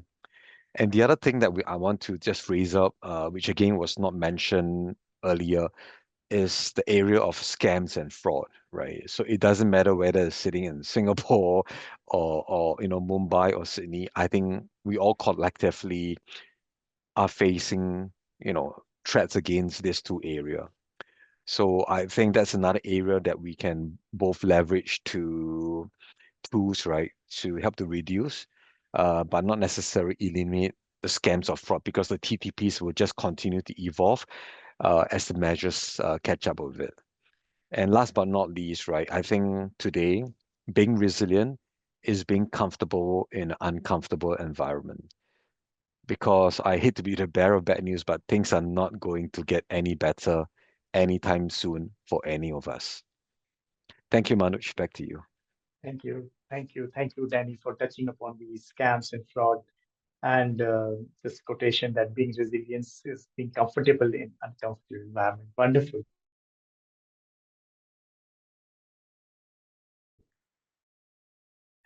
Wonderful. Thank you all the panelists. Valuable perspectives to the second round of discussion. So we have explored tangible advancements. We talked about specific regional challenges, workforce preparations, vulnerabilities, and crisis management frameworks. The insights shared today truly underscore the need for a balanced, well-integrated approach to technology and security. So now let's have the last and final round. I'll request each panelist to give a concluding theme for in about less than a minute. We are reasonably okay for time, so I request 40 seconds. So Wasim, a quick question. In a 30 seconds, could you share your final thoughts on AI, IoT, and robotics, and how the security landscape is going to transform, and what needs to be done for operational efficiency? I mean, my punchline would be embrace technology, embrace AI, integrate those frameworks, because I think I remember in one of the last webinars with MitKat, I emphasize on the integration, and this is what exactly you said. So I think what the problem is that if we have all those frameworks in silos, so I think integrate those, especially those with the resilience, be it cybersecurity, be it AI. So we need to take an integrated approach so that because these all frameworks are risk-based, we need to integrate our risk. Integrated approach. Wonderful. So Aditya, your parting message on balancing the dual imperatives of innovation and cybersecurity resiliency in a rapidly evolving threat environment. Absolutely, Manoj. And I'm reminded of the Chinese proverb which says, may you live in interesting times. So I don't think it can get any more interesting than where we are. We have this wonderful and potent new technology. It's unprecedented, and we have so much political upheaval going on in the world, and pivots happening overnight. So yes, I think being aware, being prepared, and being adaptable to change are going to be the three key things to live through this interesting time. Thank you. Thank you, Aditya. Moving on to Joseph. Joseph, what are the most critical steps, 1, 2, 3, which organizations should take? Yeah, well, thank you. Hopefully I'm audible again this time, and apologies to everyone. I think I'd like to use this opportunity just to, I know Danny was kind of beating the drum here, talking a little bit about other risks besides AI, and I would like to echo that. Obviously, it's been a big focus here, and it's paying for my salary, to be quite honest, so I can't complain about AI. But overall, too, I think another thing, especially coming from the data center market, that is particularly concerning as a risk that I just like to leave everybody thinking about is, where is your data? We live in a very cloud-oriented environment right now. 15 years ago, I had my boss say, you know, my first large data center say, where are my servers? Where are my security servers? And I was able to walk him down the data hall and point to a bottom of a rack and say, they're right here. I can't tell you right now if this Zoom call is going through a data center that I control, that I'm responsible for, or not. I can't tell you where any of this data is. I think one of our panelists mentioned earlier about you know, countries and institutions playing very fast and loose with data privacy and protection laws, but it's a big concern of mine. I don't know. There's just no way to keep track of where your data is, and if you're being affected by a particular event, if a data center that's currently overheating or burning down is important to you or not. I couldn't answer that question for you, and I live and breathe data centers every day. So that's just another risk for everyone to think about. Thank you, Manoj. Security of data and data center. Thank you, Joseph. Just be closing remarks from you. Thank you, Manoj. I think wonderful listening to all, and like Danny and other speakers said, it's a good platform to learn and not stay in your basement and, you know, have your own thoughts. So very interesting. My remarks is very simple. Technology has been coming from many years, will come. This is an AI revolution. There more will come. The names will change. We'll all have to adopt. There will always be risk with the technology. We have to deal with them. So, and we have to prepare ourselves. So it's always be aware, prepare yourself, and be ready to, you know, embrace the technology. Thank you. Thank you. Thank you, Jasbir. Danny, last speaker of today and the last panel. Thank you. Please closing remarks from your side. Sure. I think this afternoon is easy, but I think our collective 2025 is going to look a lot harder. But this is why this sort of like partnership, right, which has proven to be critical in times of conflict, must be built in times of peace. And forums like this allows us to do that. And going back to my convergence of knowledge and diversity thought, it's really important because it allows us to galvanize and leverage this partnership that we have, right, to share insights, and more importantly, to calibrate and harmonize our response to be a bit more precise and acute. Because even though it's important for us to protect our own company or organization, right, but I argue that I think we have to effectively work together to protect our entire ecosystem. Because if something happens to our neighbor next door, guess what? We're going to be affected. Thank you, Manoj. Thank you. Thank you, Danny. Thank you. Without taking any time to summarize, because that's been done later, I'll just conclude today's panel discussion with a big thank to all our esteemed panelists for their valuable insights and thought-provoking perspectives. I mean, your expertise has really provided a comprehensive understanding of the challenges and opportunities shaping the future of security, operations, and risk management. Thank you, everyone. And over to Aishwarya. Thank you. Thank you. A wonderful final session. Thank you to our panelists for that power-packed and forward-looking knowledge sharing. Truly an honor to bear witness. I would now like to invite Sandeep Sinha, Director, Risk Consulting and Managed Services, MitKat Advisory, to please sum up and provide us with the concluding thoughts. Sir, over to you. Thank you, Aishwarya. And thank you for everyone who has taken the time to be on our online event. At the very outset, I would like to thank General Sharma, our chairman, for having delivered such an insightful opening address where he has covered all the predominant risks that may be expected in 2025 and perhaps for the next few years, ranging from geopolitical situations to the need for macroeconomics to seek efficiency and that having their own trade-offs to international business. He touched upon the very important aspect of climate change and its very sudden reduction or lowering in the global risk order, predominantly due to the change in dispensation at the USA and priorities there. He stressed upon the technological battle for supremacy in the semiconductor domain and also the AI domain. And the thoughts of the other speakers during today's session also cover this particular aspect at more granular levels. The bright spot that the general identified was that the APAC region in particular shall continue to grow despite varied challenges and all. And the reason for that is the inherent resilience in the culture, systems, and business across the APAC. And with that, one can reasonably be sure that the APAC region shall continue to grow at 4.5% and above.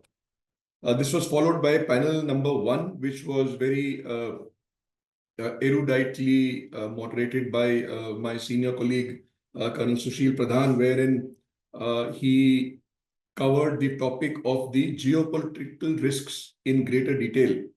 And he was supported by a wonderful panel comprising Craig Foster, Fabrice Marty, Bruce McIndoe,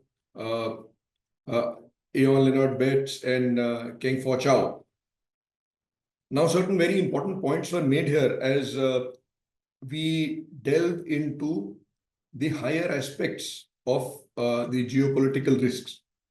For example, the implications of the change in dispensation in the US over the last few years and what all domains it could impact. It was very clearly brought out that almost every domain of business is going to be impacted by this one single change. So that becomes very, very interesting. Bruce also brought up a very interesting aspect of whether the centralization of decision or the fragmentation of alliances and decisions are to be a boon or perhaps a bane. That was very interesting. And he touched upon BRICS and other global bodies. And he did put in a very interesting question of whether this is going to foster inclusivity or is going to increase fragmentation.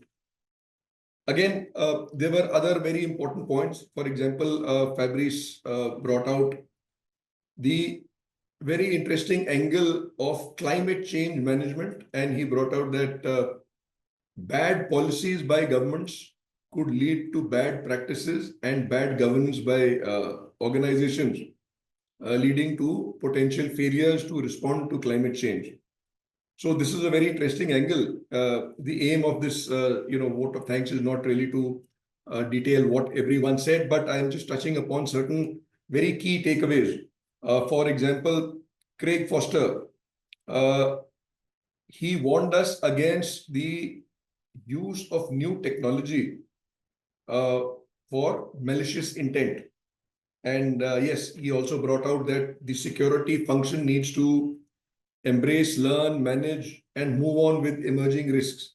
And that also highlights the need to be ahead of perhaps AI in risk prediction.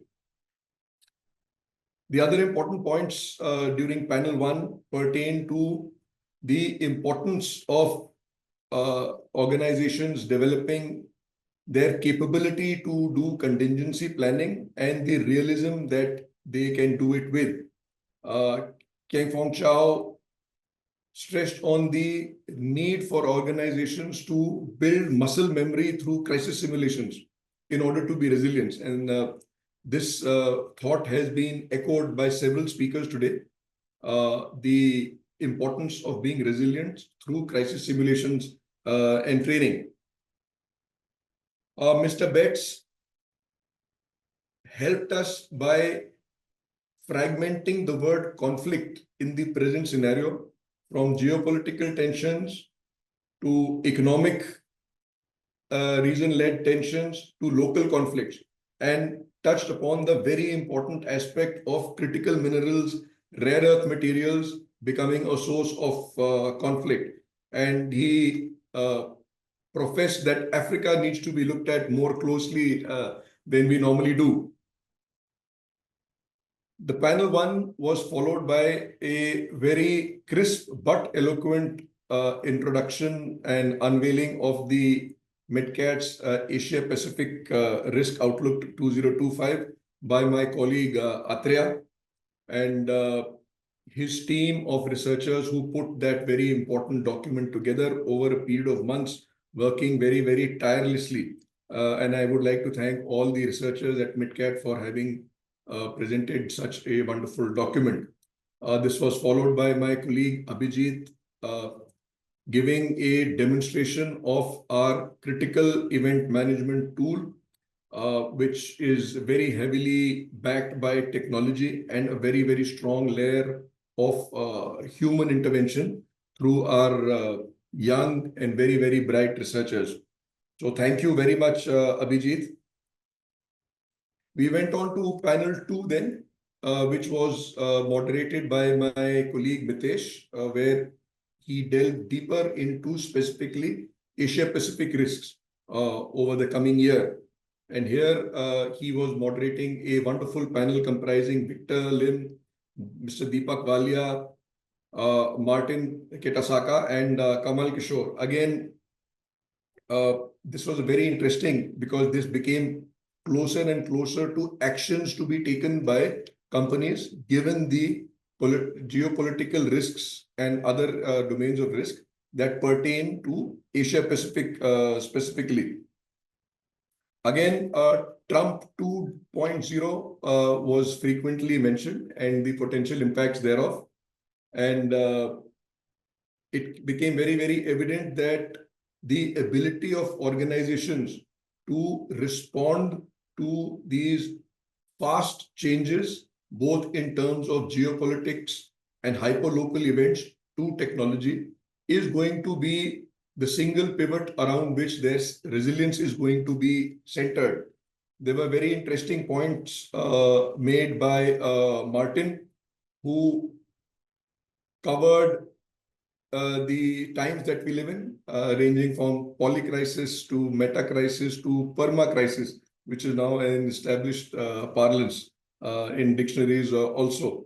He was supported by Kamal Kishore, who further drilled deeper into what could be the specific drivers of security risk in the Indian context or the South Asian context. And he brought out a very, very interesting point pertaining to the impact of ongoing events on the semiconductor and chip manufacturing industry and the consequential impacts that could be brought to bear by this industry on the users of semiconductors, chips, electronics, etc.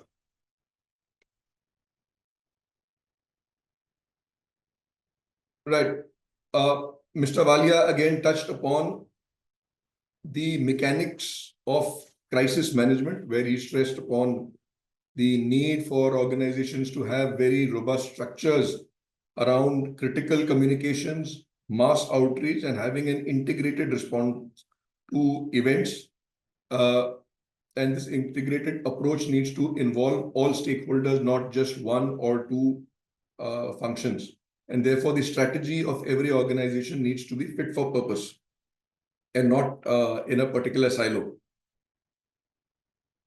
Another very important example was given by Kamal Kishore on the need for SOCs, BMS rooms, facility management rooms, Global Security Operations Center, etc., to again not work in silos but have an integrated approach and not be limited to within the organization or the industry, but also the imperative of being integrated with public agencies who shall be the ultimate responders in case of a catastrophic event or any large event.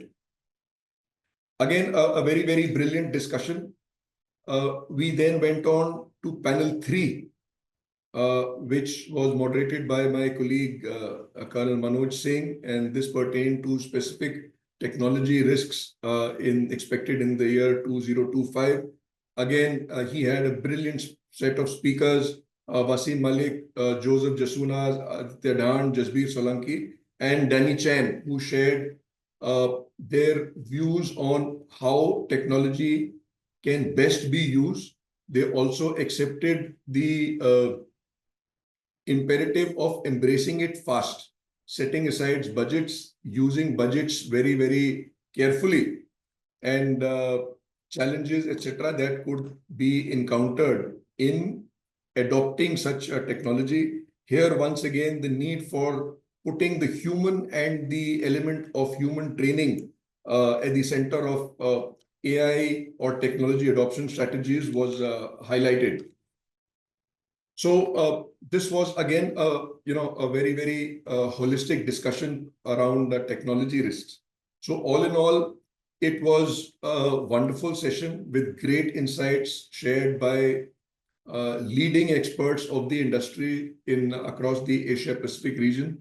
It was a session full of insights and learnings for security and risk practitioners.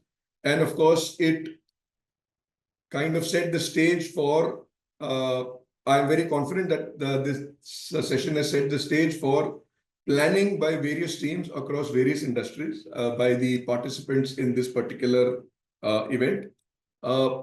Last but not the least, I would like to thank the MitKat team that has put this wonderful event together, starting with Kunal, going on to Ashwarya for this wonderful comparing and coordination, and the host of our team members in the background who have worked tirelessly, planning, organizing, coordinating with all speakers and attendees this particular show.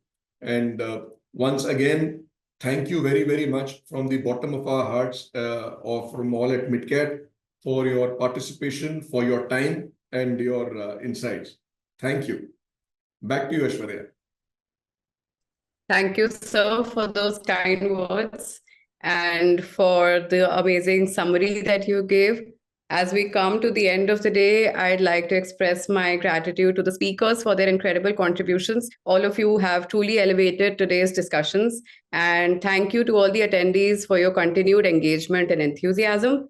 Please do follow us on LinkedIn and other social media channels to stay updated on upcoming events. Have a great day ahead. Bye-bye. Thank you everyone for being part of this panel and the